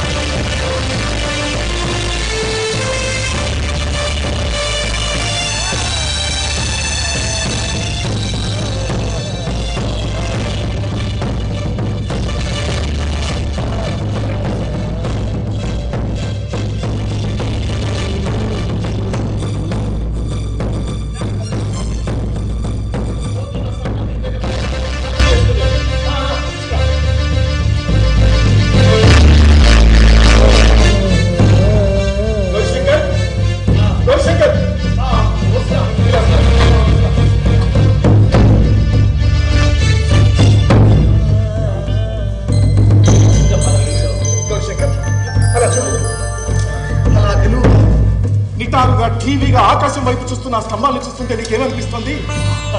ఏముంది, ఇన్నాళ్ళు మనం పెళ్ళాం పిల్లల్ని పోషించుకునేందుకు ఉపయోగపడే పప్పు కూర్చొని కనబడుతుంది. నీ మొహం. ఆ స్తంభాలని చూస్తుంటే అర్జునుడు ఆకాశానికి ఎక్కుపెట్టిన అస్త్రాల్లా కనిపిస్తున్నాయి. అవి ఆకాశంలోకి ఎగిరిపోయి అంతరిక్షంలో నుంచి అమరావతికి దూసుకుపోయే శస్త్రాల్లా కనిపిస్తున్నాయి. అవి ఆ స్తంభానికి నడుము బిగించిన రాగి తీగలు చూడు ఎలా మెరిసిపోతున్నాయో. సూర్యకిరణాలు ఆకాశం నుంచి నేల మీదకి జాలివారుతున్నట్టుగా లేదు. అటు విను, ఆ రాగి తీగల నుంచి వస్తున్న శబ్దాలు విను. వాణిదేవి విపంచంలో నుంచి వస్తున్న దివ్య నాదంలా అనిపిస్తుంది. ఏమోరా బాబు, నాకు నీ అంత భావుకత్వం లేదు. పోనీ పప్పుచారు మీద కవిత్వం చెప్పమంటావా? నీకెప్పుడు తిండి మీద ధ్యాస. నువ్వంటే ఈ టెలిగ్రాఫ్ వ్యవస్థ మీద అభిమానం కాబట్టి దానికి సంబంధించిన ఏ వస్తువైనా నీకు చాలా ప్రేమగా కనబడుతుంది. నాకు మాత్రం నీ అంత తెలివితేటలు లేవు. ఏదైనా సాధించడానికి కావాల్సింది ఉత్సాహం, తెలివితేటలు కాదు. ఉత్సాహంగా పనిచేస్తే దేనైనా సాధించవచ్చని రాత్రి రామాయణ శ్రవణంలో వినలేదు? వాళ్ళంతా పచ్చిపుడ్డులా తయారై నేను బాధపడుతుంటే ఇంకా రామాయణం ఎక్కడ విని చచ్చేది? అయినా ఒక్క ఆవులింతలో విన్న విషయాలన్నీ అటం మీదకి ఎక్కించడం నాకు తెలిసిన విద్య కానీ ఇలా జీవితంలో అనుభవించుకునే అలవాటు మాత్రం నాకు అబ్బి చావలేదు. అవునా సరే, దుమ్ము ధూళి లేకుంటే ఎవరు వస్తున్నారు? రావటం లేదు కదా.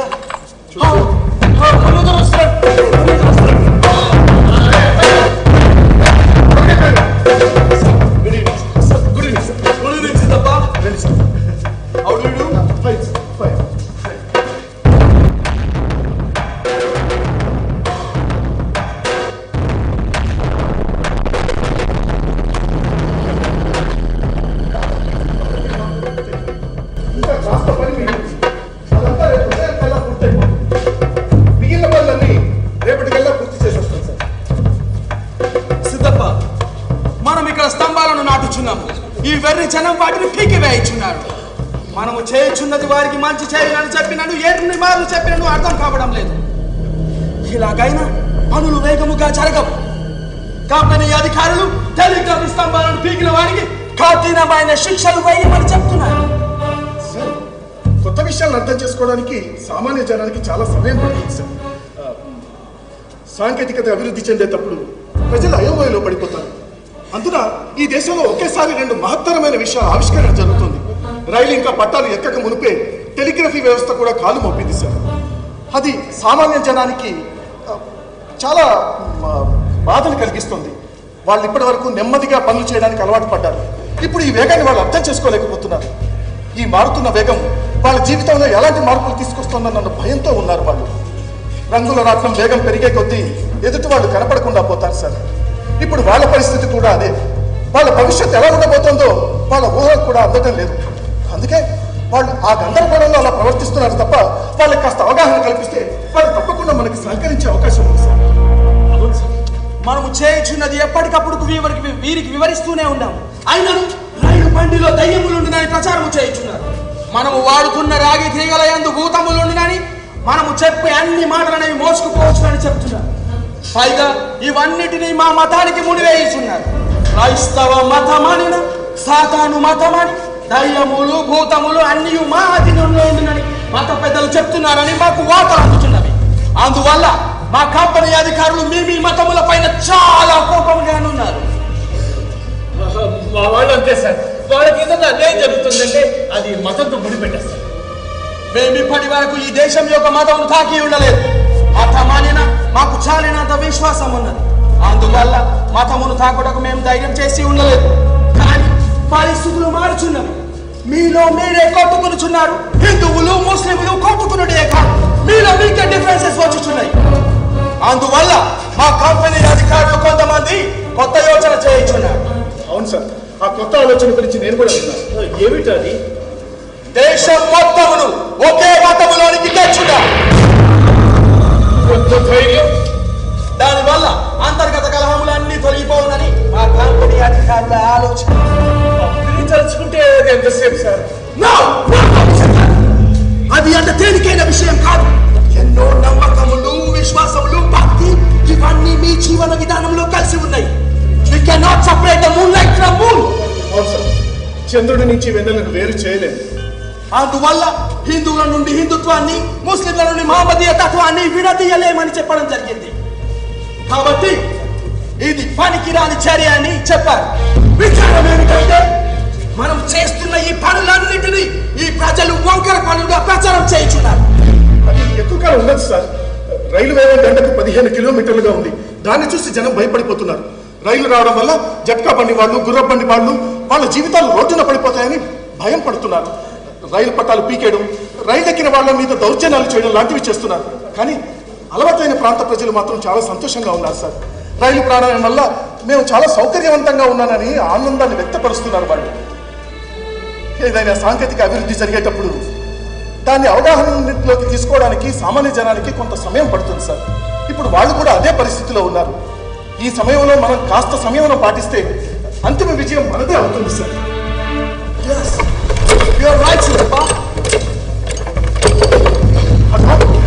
ఎట్ల పళ్ళ మీద యంత్రాలు రానే వచ్చాయి. ఆ యంత్రాలన్నింటినీ జాగ్రత్తగా అదిగో ఆ కనపడే భవంతిలోకి మార్చేసి మనకి చాలినంత మంది కూలీలు ఉన్నారు. అదంతా పనంతా జాగ్రత్తగా జరిగిపోవాలి సుమా. తీసుకుంటాను. మన యంత్రాలు వచ్చేసినాయి. ఇక మీరు చేయవలసింది మాత్రమే మిగిలి ఉంది. నువ్వు మాత్రం జాగ్రత్త. నీకేం మనకు తోడుగా సైనికులు కూడా అటువైపు కవాతు చేస్తూనే ఉన్నారు.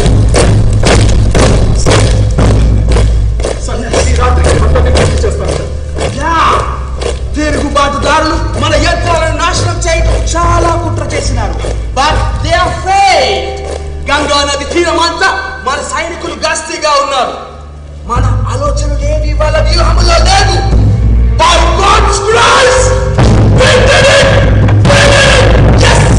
సిద్ధప్పా, ఈ రోజు రేపు మార్నింగ్ కల్లా ఈ యంత్రాలన్నీ పని చేసేలా మీరు చేయాలి. తప్పకుండా సార్. రేపు తెల్లారలోగా మన యంత్రాలన్నీ పనిచేసేలా చేస్తాను. రేపటి సూర్యోదయాన్ని మన టెలిగ్రాఫ్ యంత్రాల ద్వారా హెడ్ క్వార్టర్స్ కి తెలియజేస్తాను సార్. సిద్ధప్పా.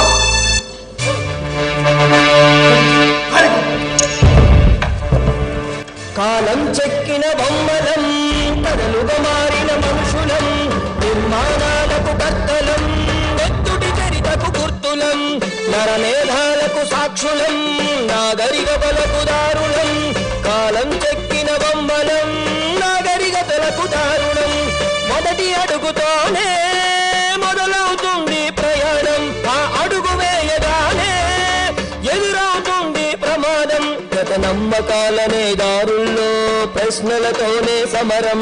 అపనమ్మకాలనే నీడల్లో, ఆచారాలతో యుద్ధం. గత నమ్మకాలనే ప్రశ్నిస్తే నాగరికతలకు రూపం. నువ్వు ఆచారాలను ఎదిరిస్తే మానవ గదలకు వేగం. కాలం చెక్కిన బొమ్మలం, కథలుగా మారిన మనుషులం, నిర్మాణాలకు కర్తలం, ఎత్తుటి చరితకు గుర్తులం, నరమేధాలకు సాక్షులం, నాగరికతలకు దారులం. కాలం చెక్కిన బొమ్మలం, నాగరికతలకు దారులం.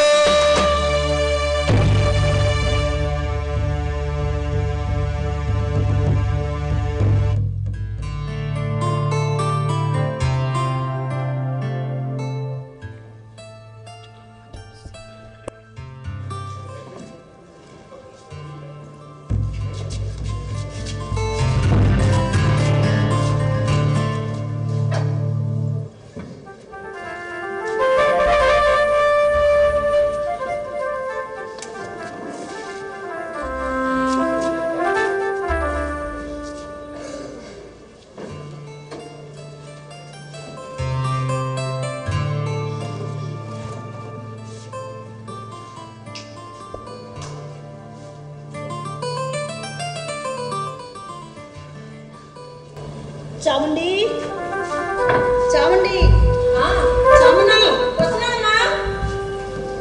పిలిచారామ్ గారు. చాముండి, నీకు పచ్చి పులుసు చేయడం వచ్చా? వచ్చమ్మా. కాకపోతే దాన్ని 2 ఎద్దలుగా చేయొచ్చు. ముందుగా వంకాయని బాగా కాల్చి బూడిదలో ఇలా ఇలా తిప్పి ఆ తర్వాత దాన్ని మెత్తగా పిసికి. చాముండి, నీకు పచ్చి పులుసు ఎన్ని రకాలుగా చేయడం వచ్చని నేను అడగలేదు. నా నోరంతా ఏదోలా ఉంది. ఏదైనా పుల్లటి రుచితో తినాలనుంది చాముండి. కడుపుతో ఉన్నప్పుడు అట్టగే అనిపిస్తుందమ్మా. ఇంకా మీకు అదేంటిది వాంతులు వచ్చినట్టుగా లేదు. వాంతులా? అదేనమ్మా, ఏం తిన్నా నోటికి రుచిగా ఉండదు, ఏది సహించదు, ఒళ్ళంతా గాల్లో తేలిపోతున్నట్టుగా ఉంటది. అబ్బా, ఆడదాం కదా పెద్ద నరకం తల్లి. నేను కూడా పడ్డానా బాధ. చాండి, నీకు పిల్లలున్నారా? ఉన్నారమ్మా, 2 మగ పిల్లలు. అవునా? ఏం చేస్తుంటారు? వాళ్ళిద్దరూ కూడా సిపాయిలే తల్లి. కాన్పూర్ ఆస్థానంలో రామకృష్ణ మహారాజా గారు సైన్యంలో పనిచేస్తున్నారు. మరి మీ పిల్లలిద్దరిని వదిలి నువ్వు నీ భర్తతో ఇంత దూరంగా ఉంటున్నావా? నా భర్త కూడా అక్కడే పనిచేసేవారమ్మా. రామపక్ష మహారాజా వారు ఇంగ్లీష్ దొరలతో చేసిన పోరాటంలో వీర మరణం పొందాడు. అంత ఘోరం జరిగిపోయిందా? అలాంటి సామాన్యుల కుటుంబాల్లో ఇట్లాంటి ఘోరాలు ఎన్నో జరుగుతూ ఉంటాయి. వాటిని చూస్తూ భరిస్తూ ఉండాల్సిందే తప్ప మేమేమి చేయలేమమ్మా. మరి మీ పిల్లలు పెళ్లిని చేసుకోలేదా చాముండి? నేను తెలుసు, సైన్యంలో పనిచేసే వాళ్ళకి అంత తొందరగా పెళ్లిళ్ళు కావు.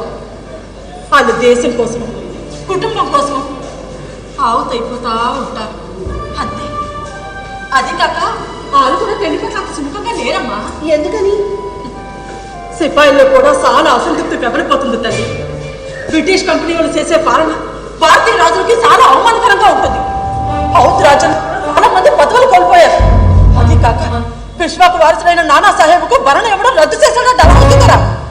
రాజపుత్రుల్లో కూడా చాలా అసంతృప్తి పెరిగిపోయింది. మంగళ పాండేని ఉరితీయడం హిందువులోనే కాదు, మహమ్మదీల్లో కూడా చాలా ఆవేశాన్ని రెచ్చగొడుతుంది.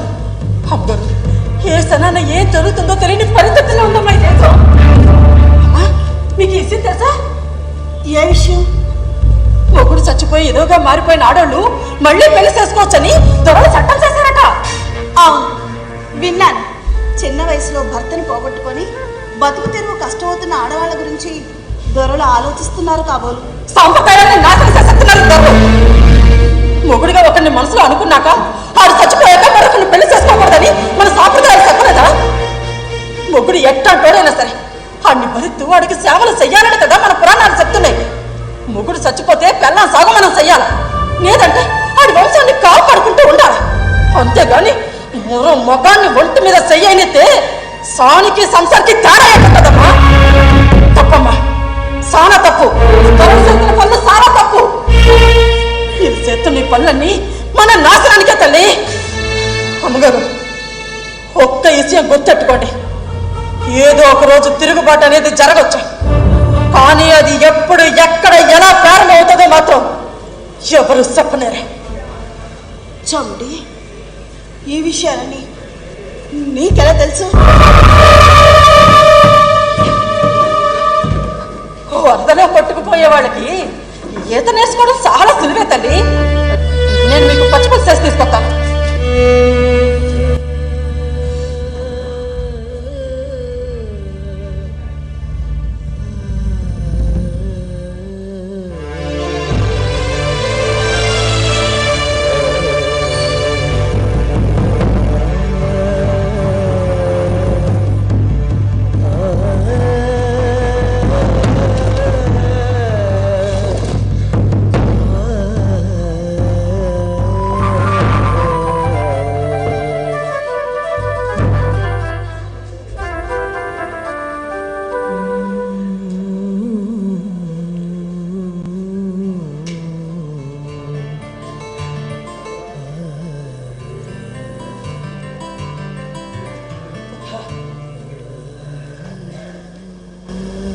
ఏమిటి బాబాయ్, ఏదో పొట్లాలు కడుతూ కూర్చున్నట్టుంది, ఏమిటి విశేషం?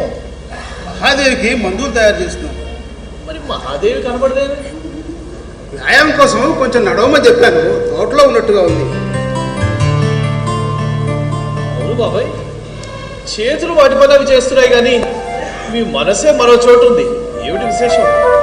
ఏం చెప్పమంటారు అన్నయ్య, దేశంలో ఎక్కడ చూసినా ప్రశాంతత కనపడటం లేదు. ఏ క్షణాన ఏం జరుగుతున్నారన్న భయంగా ఉంది. ఈ సంచిలో లేఖను చూసి నల్లమంది అనుకుని నన్ను ఖైదు చేస్తానని బెదిరించారు. మిమ్మల్ని గుర్రె దొర పేరు చెప్పేసరికి తుర్రును పారిపోయినా.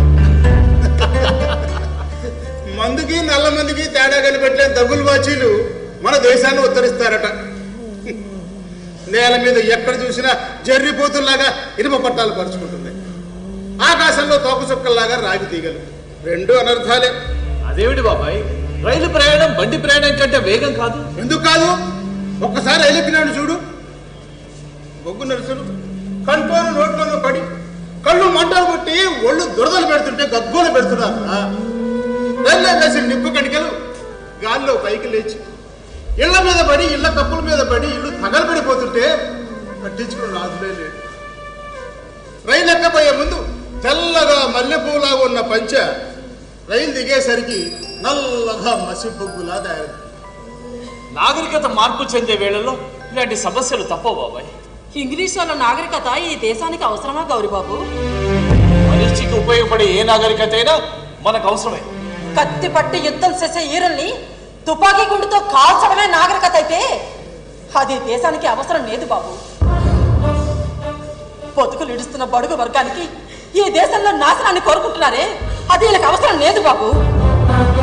ఎట్ల బండి నడుపుకుంటూ బతుకులు ఇడిచే వాళ్ళ జీవితాన్ని ఈ మారుదారి రైలు బండి వచ్చి వాళ్ళ బతుకులు ఊడ్చి పారేసింది. కనీసం ఎట్లకి గట్టి కూడా పట్టలేని దరిద్రంలో పడిపోతున్నారు జనాలు. నోటికాడ గెంజి నెలకి గిన్నె ఆగేసుకొని ఎక్కడో దూరంగా చూపించి ఆ పాయసం గిన్నె వల్ల వచ్చే నాగరికతలో మనకేట్ లాభం బాబు? శభాష్ చాముండి, శభాష్. ఇంట్లో పని చేసే దానివైనా దేశానికి పనికొచ్చే మాట చెప్పావు. మరి ఈ దేశానికి ఏం కావాలంటావు? ఏమీ అక్కర్లేదు బాబు, ఏమీ అక్కర్లేదు. ఎలాగుందో అలాగే ఉండనియండి. ఈ మాయిదారి రైలు కుతలేసే భయంకరమైన కోతలు అవసరం లేదు. ఎట్ల కాళ్ళకు కట్టే ఆ మువ్వల సబ్బడి ఏనండి. ఆకాశంలో రాగి తీగలు విస్తరించకుండా పావురాలు గుంపులు గుంపులుగా ఎదురుతూ ఉంటే వాటిని చూసి ఆనందించండి. సామాన్యుల జీవితాన్ని నాశనం అయిపోతుంటే దొరల కాడ నౌకరీలు సెత్తు వాళ్ళిచ్చే బక్షిసుల కోసం అర్రలు సాచకండి. అలా అయిపోయావేంటి? శ్యామటి మనసులో మాట నీకు అర్థం కాలేదా? అర్థమైంది, అర్థమైనా ఇప్పుడు చేయగలిగేది ఏం లేదు. కొండపై నుంచి రాయి దొరలడం ప్రారంభమైంది. అనర్థం చూస్తూ ఉండడం మాత్రమే మిగిలింది.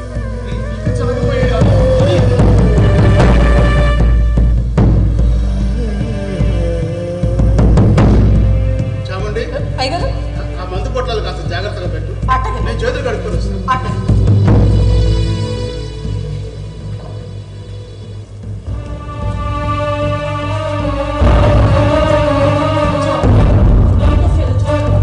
మనం పంపించిన సమాచారం మన వాళ్ళకి ఏమాత్రం ఉపయోగపడకుండా పోయింది. దీని అంతటికి నువ్వే కారణం. నేనేం చేశాను?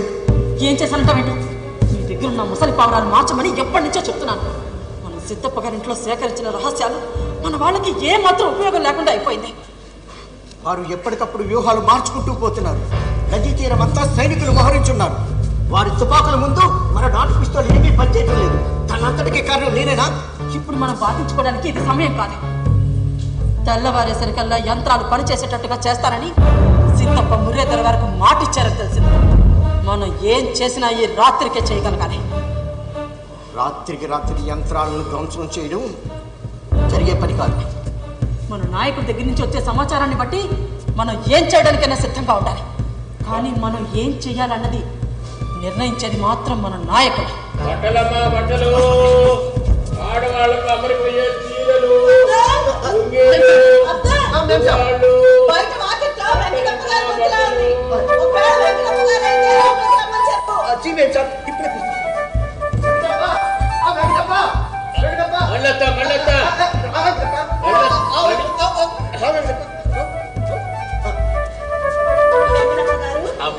మీరేనా? మీ గొంతు ఎప్పటి మాదిరిగా లేదు. ఎవరో అనుకున్నాను. ఏంటి ఈ రోజు సంతకు పోలేదా? సంతకు పోయేటప్పుడు నా చేత బోణి చేయించుకొని వెళ్తారు కదా. అవునుగానమ్మా, ఇవాళ నేను తెచ్చిన బట్టలు ఉత్త ముతక నేత బట్టలమ్మా, తమరు కట్టుకునే రకం కాదు. వెంకటప్ప గారు, మీ దగ్గర నేత వస్త్రాలు ముతకవైతేనే బాగానే ఉంటాయిలే, చూపించండి. మళ్ళీ ఇంకో కారు వస్తానమ్మా. ఏం పర్లేదు వెంకటప్ప గారు. చావండి చావండి, నువ్వు లోపలికి వెళ్ళి చాప తీసుకొచ్చి పరు. వెంకటప్ప గారు బట్టలు చూపిస్తారు. నేను ఇప్పుడే వస్తాను. అట్టగిన రా వెంకటప్ప. చాముండి, నేను వచ్చింది నీకోసమే. నా కోసమా? అవును, చెరువులో ఎర్ర కలువ ఆకాశంలో వికసిస్తూ ఉంది.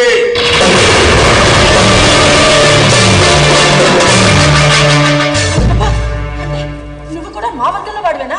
అంతా చెప్పేంత సమయం లేదు. ఇదిగో ఈ వస్త్రాల్లో పిస్తోళ్ళు ఉన్నాయి. పిస్తోలా? అవును. మనం యంత్రాలను ధ్వంసం చేయలేకపోయినా నాయకుల్ని దొరల్ని కాల్చి చంపమని, ఇంజనీర్లను కూడా చంపమని మన నాయకులు చెప్పారు. ఏమిటి చెప్పేది? నేను కాదు చెప్పింది, మన నాయకులు చెప్పారు.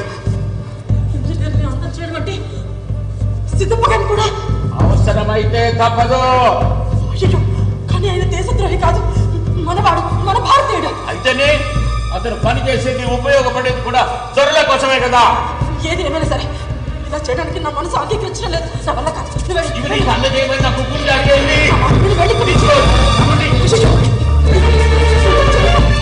ఆయన చూస్తాడు బాబు. చెప్పండి, అయ్యా, వ్యాపారం పిలిచావు, చీరలు కొంటున్నావా? బాబాయ్, నేనే రమ్మని చెప్పాను. అవునా? వెంకటప్ప గారు, ఏంటి మీరు ఈరోజు సంకోచిస్తున్నారు? చావండి, నీకు వెళ్ళి చాప తీసుకొచ్చి పొలమని చెప్పానా? వెళ్ళి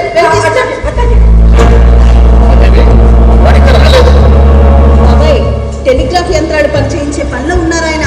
రాత్రికి రాత్రి పనులు జరిగిపోవాలని దొరగారు ఆర్డర్స్ జారీ చేశారట. మీరట్లు ఉప్పుని సైనికుల మీద తిరుగుబాటు జరిగిందట, విషయం తెలిసిందా? లేదు బాబాయ్, పర్యవసానం అన్ని చోట్ల అలాగే జరుగుతుందని విని మన దేశం నుండి వెళ్ళగొట్టాలి. అదే కాదు, జాకెట్ దారులు కూడా మొత్తం నిశ్చయంతో ఉన్నారట. మరి ఇక్కడేమో చడి చప్పుడు లేకుండా ఉంది. అదిగో ఆయన మాటలనే వచ్చేస్తున్నారు బాబాయ్. మహాదేవి సాధించారు, సాధించారు మహాదేవి. ఇన్నేళ్ల దాకా నెరవేరింది. ఇవాళ తెల్లవారుజామున నేను నెలకొల్పిన యంత్రాలు పనిచేయడం ప్రారంభించాయి. ఇవాళ ఉదయాన్నే నేను పంపించిన మొట్టమొదటి సందేశం ఏమిటో తెలుసా? చెప్పండి. Thanks to lord Shiva. నా భగవంతుడికి నేను ధన్యవాదాలు తెలుపుతున్నాను. అవునేరా, ఇప్పటికైనా నీకు దేవుడు గుర్తొచ్చాడు. కానీ నేను పంపించిన రెండవ సందేశం ఏమిటో తెలుసా మామయ్య? కాన్పూర్ సైనికుల స్థావరాల్లో అలజడి రేగిందట. మన సైనికులు చాలా మంది ఆంగ్లేయ దాడి చేశారంట. చాలా మంది చనిపోయారని కూడా విన్నాను. ఆ జరిగిన యుద్ధంలో రెండు వైపులా సైనికులు చాలా మంది చనిపోయారని విన్నాను. ఇది తెలిసిన త్వరలు మన మీద చాలా ఆగ్రహంగా ఉన్నారు. నేను సాధించిన విజయాన్ని అందిపుచ్చుకునే ఆనందంలో వాళ్ళు లేరు మామయ్య. వాళ్ళ ఆనందాన్ని పక్కన పెట్టు. ప్రజలు మీ మీద మూడో కన్ను తెరిచేలాగా ఉన్నారు. ఆ విషయం గురించి ఆలోచించు. ఏమైంది? మీరు భారతీయులై ఉండి దొరలతో పనిచేయడం ప్రజలకు నచ్చలేదురా. నేను నా వృత్తి ధర్మాన్ని నిర్వర్తిస్తున్నాను, తప్పే ఉంది అని నువ్వు గౌరవంగా చెప్పుకుంటున్నాను. మీరు టెలిగ్రాఫిక్ వ్యవస్థాపనకు బాధ్యత తీసుకున్నారు. నిజానికి ఆ పని ఎవరిది? దొరలు చూసుకోవాల్సిన పని అది. కానీ మీరు భారతీయులు ఉండి ఆ పని చేస్తున్నారు. దీనివల్ల ఎన్ని వేల భారతీయ కుటుంబాలు బజార్లు పడతాయో మీరు ఆలోచించారా? ఇప్పటికే రైలు సగటు మనిషి జీవితాన్ని సర్వనాశనం చేసిందిరా. ఇప్పుడు ఈ టెలిగ్రాఫ్ వ్యవస్థను మీరు వేగంగా ప్రవేశపెడుతున్నారు. ఇదంతా మన సంస్కృతిని భంగం చేసే కుట్రరా. ఇవాళ మీరు చాలా విచిత్రంగా మాట్లాడుతున్నారేంటి? మీ అబ్బాయిని కూడా ఆంగ్లేయుల దగ్గర నౌకరీకి చేర్చుతున్నారన్న విషయాన్ని మీరు మర్చిపోయారా? మర్చిపోలేదురా, జ్ఞాపకం ఉంది. వాడికి నౌకరీ వేయించిన విషయంలో జ్ఞాపకం ఉంది. వాడు చక్కగా పనిచేసి త్వరలో మెప్పు పొందాడన్న విషయం కూడా జ్ఞాపకం ఉంది. కానీ బ్రాహ్మణ పుట్టుక పుట్టిన వాడు ఎవడైనా ఆవు కొవ్వు నోటితో ఉమ్మగలట్టు ఆ పని చేయలేదని మా వాడి దోషగా నిలబడటం త్వరలో కుతంత్రం కాదా? సాంకేతికతని మనకి దిగుమతి చేస్తున్నారన్న విషయాన్ని మీరు మర్చిపోతున్నారు. ఎవరి కోసం చేస్తున్నారు? ఎవరి కోసం? వాళ్ళు సాంకేతిక పరిజ్ఞానాన్ని దిగుమతి చేసుకుంటున్నట్టుగా నటిస్తున్నారు. ఇలాంటి అమాయకులని నమ్ముతున్నారు. వాళ్ళు ఇక్కడికి రాకముందే మన దగ్గర పట్టు వస్త్రాలు వేశాం. పంచాంగం చూసి దేశంలో ఏం జరగబోతుందో చెప్పడానికి దేశం మనది. నిజంగా వాళ్ళు మన దేశ ప్రగతినే కోరుకుంటే గ్రామాలకు రైళ్లు వేయమని. చెన్నపట్నం, బొంబాయి లాంటి రేవుపట్నాలకు ఎందుకు వేస్తున్నారు? పోలీసులకు ఆహార పదార్థాలు, ఆయుధ సామాగ్రి నిలిపివేయాలి. ఇదంతా మన సంపద దోచుకునే ముందు మనల్ని బలహీనపరిచే కుతంత్రము. ఆయన ఆనందంగా ఉండేదే చాలా తక్కువ. దాన్ని కూడా ఈరోజు మీరు మీ వాదనలతో గడిపేస్తున్నారు. ఆయన ఆనందానికి మనం భగ్నం కలిగించకూడదు బాబాయ్. అవును, నువ్వు చెప్పిన వాటి నిజం. అరే సిద్ధప్ప, నువ్వు ఇలాంటి విజయం సాధించి సంతోషంగా వస్తావని అమ్మాయి ముందే తెలుసుకుందిరా. అందుకే చీరలు కొట్టడానికి వ్యాపారిని కూడా పిలిపించింది. ఏమయ్యా వ్యాపారి, అయ్యా అక్కల కూడా పిలిస్తే దూసుకుపోవద్దు, అలా దూరంగా నిలబడిపోయావే. అయ్యా అందరూ సాపక్కడ ఏమంటారు? ఇదిగో వ్యాపారి, నాకు కూడా మంచి పంచల చౌక చూపించు. ఇదిగో మామూలు కాదయ్యో, 100వ నంబర్ జరీ పంచలు చూపించు. ఎందుకంటే మా వాడు విజయం సాధించి వచ్చాడు, డబ్బులు వాడే ఇస్తాడు. వెంకటప్ప గారు ఏంటండి సంకోచిస్తున్నారు? మూట విప్పండి వచ్చి. చెప్పాను కదమ్మా, ఇవాళ నేను తెచ్చినవి సౌకబారి అమ్మా, మళ్ళీ ఇంకో పారు వస్తానమ్మా. వాడ పడతావేమిటయ్యా, రావయ్యా రా.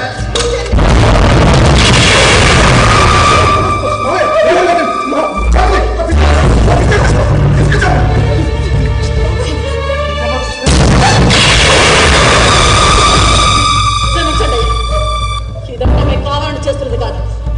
దేశం కోసం ఇలా చేయక తప్పడం లేదు. అవును, నేను కూడా తిరుగుబాటు దళంలో దాన్ని. ఈ దేశంలోకి టెలిగ్రాఫీ వ్యవస్థ రాకుండా ఉండాలని దాన్ని ఆపడం కోసం మేము చాలా ప్రయత్నాలు చేశాం. సిద్ధప్ప గారింట్లో చాలా రహస్యాలు సేకరించాం, కానీ మా ప్రయత్నం ఫలించలేదు. టెలిగ్రాఫీ వ్యవస్థను రాకుండా ఆపడానికి ఎన్ని ప్రయత్నాలు చేసినా మీ భర్త లాంటి ఇంజనీర్లు ఆ ధరలకు చేసిన సహాయం వల్ల మా ప్రయత్నం విఫలమైంది. మీరు దోపిడీదారులను చెప్పుకుంటున్న చీడ పురుగులు, ఈ దేశాన్ని అభివృద్ధి చేయకుండా ఉంటున్నటువంటి చీడ పురుగులు, మిమ్మల్ని నేను నీకు అశ్రమ లేకుండా మేము చూసుకుంటాం మిస్టర్ సిద్ధప్ప. మాకు ముందు నుండి ఇక్కడ జరుగుతున్న దాని మీద ఏదో అనుమానంగానున్నది. మా కంపెనీ పుస్తకాలలో వీరి పేర్లు లేకుండానే వీళ్ళంతా ఇక్కడ నౌకరులుగా వీళ్ళందరూ కంపెనీ ఉంటుంది కదా. మేము మీకు టెలిగ్రఫీ వ్యవస్థ స్థాపించుటకు అన్ని ఏర్పాట్లు చేసి ఉంటుంది, కానీ దొరలకిచ్చు ఏ సౌకర్యము ఇచ్చి ఉండలేదు. నువ్వు ఈ కార్యమును సక్సెస్ఫుల్ గా పూర్తి చేసిన పిదపనే ఇవ్వమని పై నుండి ఆర్డర్స్, కానీ మీరు దాన్ని ఉపయోగించి నీ స్థావరమును అందించేది ఇక్కడ రహస్యములన్నిటినీ బయటకు చేరవలసిన. వీరితో పాటు నిన్ను కూడా దోషిగా అపరాధిగా చేసి అరెస్ట్ చేయడానికి వచ్చినావు. నేను ఒక ఇంజనీర్ గా నా ధర్మాన్ని నేను నిర్వర్తించాను. నేనే తప్పు చేయలేదు. తప్పు చేసింది వాళ్ళు, శిక్షించవలసింది వాళ్ళని. నీవు అజాగ్రత్తగా ఉండటం వలే కంపెనీకి చాలా పెద్ద నష్టం సంభవించాల్సింది. కాకపోతే అవి మా తెలివితేటలతో రాకుండా చూసుకుంటుంది. అదిరా ఇంగ్లీష్ వాడి తెలివి. కంపెనీకి లాభం వస్తే వాళ్ళ వల్ల వచ్చినట్టు, నష్టం వస్తే మన వల్ల వచ్చినట్టు. చూసారా సిద్ధప్ప గారు, ఈ దేశంలో టెలిగ్రఫీ వ్యవస్థ నెలకొల్పడం కోసం మీరు ఎంతగా శ్రమ పడ్డారు. యంత్రాలు వాళ్ళవైనా శ్రమ మీది, తెలివితేటలు మీవి. కానీ ఇప్పుడు ఈ ఇంగ్లీష్ కుక్క ఏం వరుగుతుందా? అందుకే మీరు మాతో చేతులు కలపండి, ఈ ఇంగ్లీష్ కుక్కని కాచిపారేయండి. అవును సార్, మాతో చేతులు కలపండి, రండి.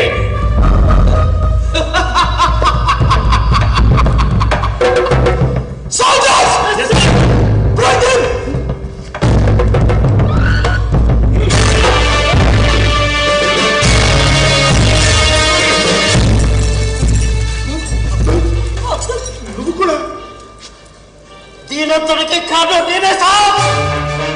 నేను నిజానికి మహమ్మద్ని కాదు, అదంతా నాటకం.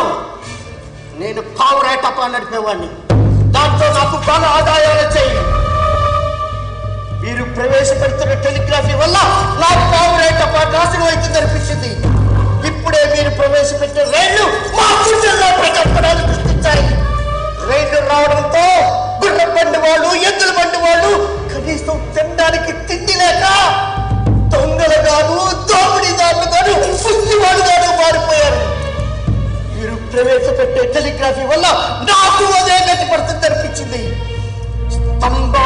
స్తంభానికి మధ్య మీరు బిగించి కట్టే ఎర్రటి రాగతీగలు చెరువులో మెరుస్తున్న ఎర్ర కలువల్లా ఉండేవి. అందుకే ఈ తిరుగుబాటుకు ఎర్ర కలువ.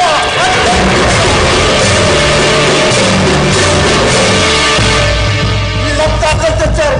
యంత్రాలు నాశనం చేయాలనుకున్నాం, కానీ చేయలేకపోయాం.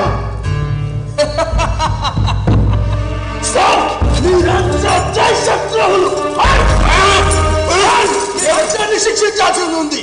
మేము ద్రోహమే చేసేటటువంటి ఒప్పుకుంటాం. సిద్ధప్ప మాకు ఏమీ సహకరించలేదు. ఆయన ఏమి చేయకండి, ఆయన ఏమి చేయదు. ఆయన అంతటిగా ఆయన మాకు ఎలాంటి రహస్యాలు అందించలేదు. దేశంలో టెలిగ్రాఫీ వ్యవస్థ రావాలని ఆయన ఎంతగా శ్రమపడ్డారో ఎన్ని కళలు కన్నారో మాకు తెలుసు. దయచేసి అతన్ని వదిలిపెట్టండి. అది అంతా మా పెద్ద పెద్ద దొరల వారు చూసుకుంది. నా భర్త ఎటువంటి అపరాధము చేయలేదు. ఆయన ఇక్కడి నుంచి కదిలించాలని చూస్తే ఆడకుండా అనిపించరు. కాచేయండి. అమ్మా కాచండి. మీరు కాచే పెద్దలు తెల్లగొర్రెల గుండెల్ని చీల్చుకొని రావాలి. నీ చేతులు అడుగుతున్నాయి. పట్టండి. నువ్వు పిస్తలు ఎవరిపైన గురిపెట్టావు తెలుసా? నా శత్రువు మీద నేను పిస్తలు గురిపెట్టాను. ఈ దేశ శత్రువు మీద నేను పిస్తలు గురిపెట్టాను.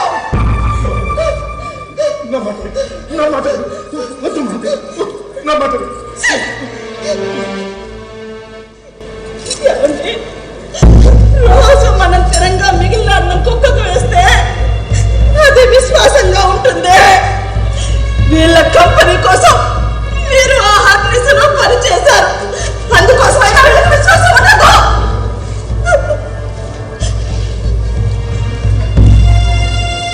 నాలుగు జీతం రాళ్ల కోసం కాకుండా ఈ దేశంలో టెలిగ్రాఫ్ వ్యవస్థ స్థాపించడం కోసం మీరు కృషి చేశారు. అందుకోసమైనా వీళ్ళకి విశ్వాసం ఉండదు. ఆయన నేను మీకు ఏనాడో చెప్పాను, మీ తెలివితేటల్ని మేధస్సుని ఈ దేశ విముక్తి కోసం వినియోగించండి.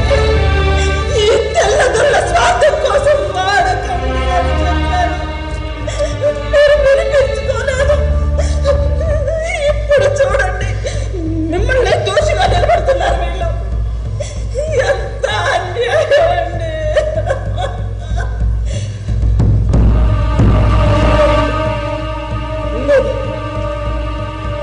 వీడిని బతకనీకూడదు. వీడిని చంపేయాలి. వీడిని చంపేయాలి.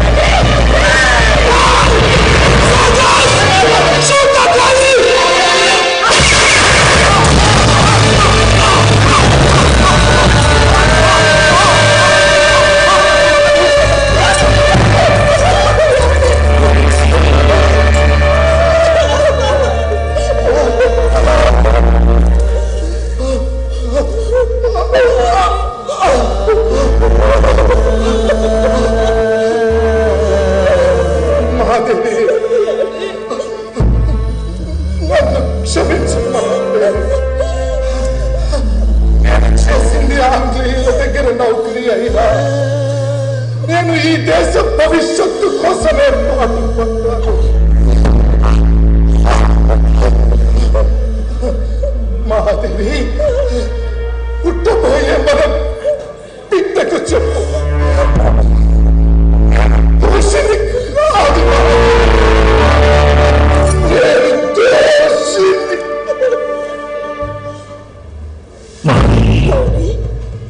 ఈ దేశం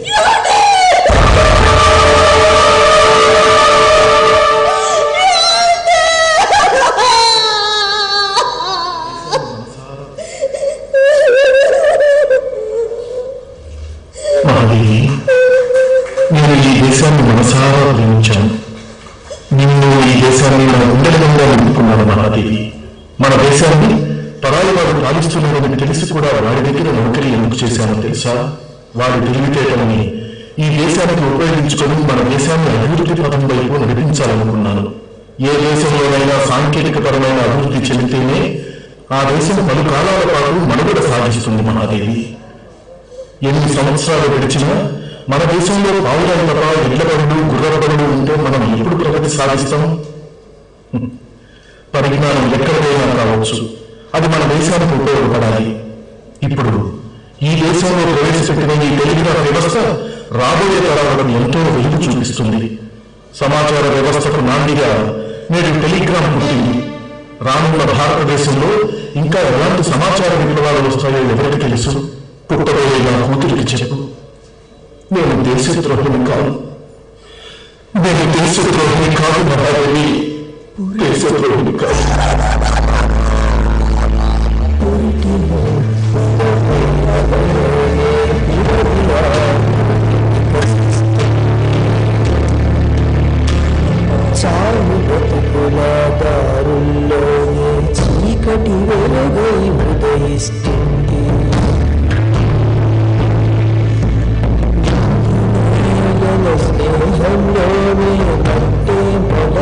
చిగురిస్తుంది కొత్త పాతల కలయికలోని కాల ప్రవాహం పరిగెడుతుంది త్యాగమూర్తుల ధైర్యంతో నూతన సృష్టి మొదలవుతుంది అమరవీరుల మరణంతో మానవ గమనం ఫలిస్తుంది అమరవీరుల మరణంతో మానవ గమనం ఫలిస్తుంది అమరవీరుల మరణంతో మానవ గమనం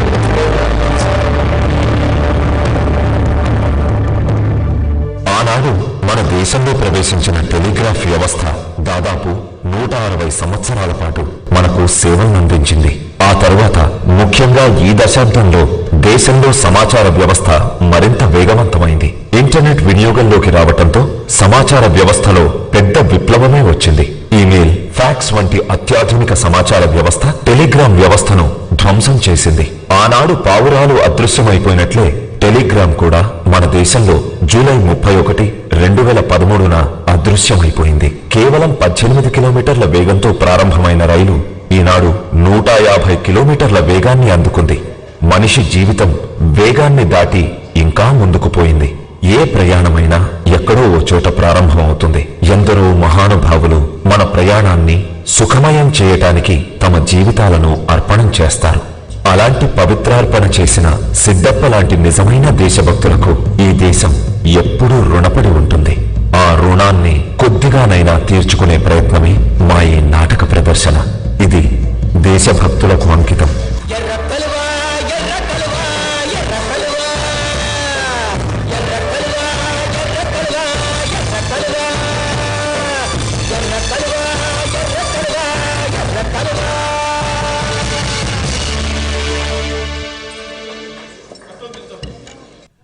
ఇంతవరకు ప్రదర్శించిన సాంఘిక పోటీ నాటకం శ్రీ కళానికేతన్ హైదరాబాద్ వారి ఎర్ర కలువ, రచన శ్రీ ఆకురాతి భాస్కర్ చంద్ర, దర్శకత్వం డాక్టర్ వెంకట్ గోవాడ. ఈ ప్రదర్శన పారితోషికం 40,000 రూపాయలు. ప్రదర్శన జ్ఞాపిక, అలాగే నటీనటులకు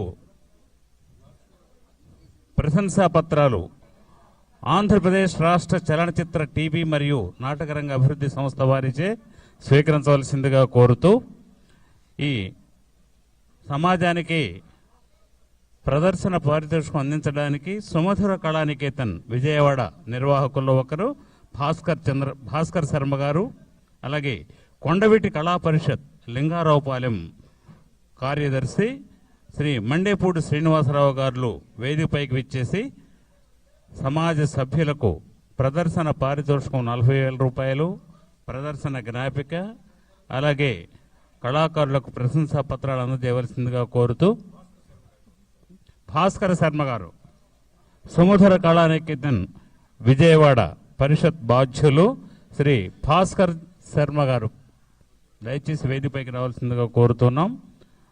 అలాగే శ్రీ కళానికేతన్ హైదరాబాద్ బాధ్యులు శ్రీ సాధు శ్యామ్ ప్రసాద్ అధ్యక్షులు, అలాగే శ్రీ పివిఆర్కే ప్రసాద్ కార్యదర్శి వేదికపైకి విచ్చేసి ఎర్ర కలువ సాంఘిక నాటకం, రచన శ్రీ ఆకురాతి భాస్కర్ చంద్ర మరియు దర్శకత్వం డాక్టర్ వెంకట్ గోవాడ. అలాగే ఇందులో పాల్గొన్న నటీమణులు శ్రీమతి జ్యోతిరాణి, మిస్ సునైన గారులకు సాంప్రదాయ సత్కారాన్ని అందజేయడానికి మిస్ నిషి సుధాకర్ గారిని వేదికపైకి రావాల్సిందిగా కోరుతున్నాం. అలాగే ఎఫ్డిసి తరఫున మహాలక్ష్మి గారు కూడా వేదికపై ఉండి సాంప్రదాయ సత్కారాన్ని అందజేయవలసిందిగా కోరుతున్నాం. నిషి సుధాకర్ గారు దయచేసి వేదికపైకి రావండి. అలాగే ఎఫ్డిసి బాధ్యుల్లో ఒకరు మహాలక్ష్మి గారు పి రాదా, నిషి సుధాకర్ గారు సాంప్రదాయ సత్కారాన్ని అందజేయవలసిందిగా కోరుతున్నాం.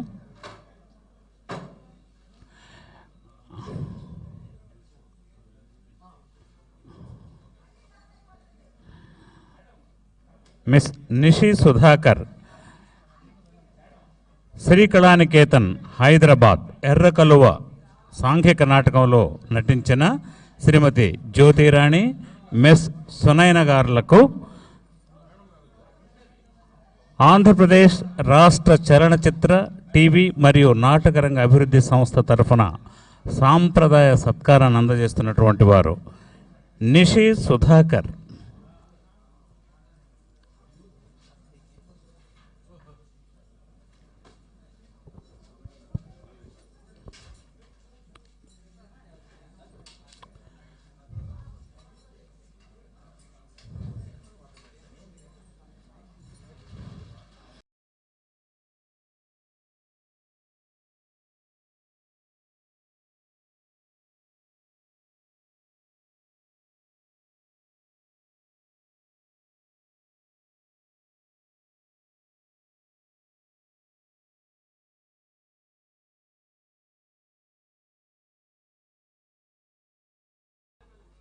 ఆంధ్రప్రదేశ్ ప్రభుత్వం ప్రతిష్టాత్మకంగా నిర్వహిస్తున్నటువంటి నంది నాటకోత్సవాలు 2022 మొదటి రోజు పోటీ ప్రదర్శనలు మీరు తిలకిస్తూ ఉన్నారు.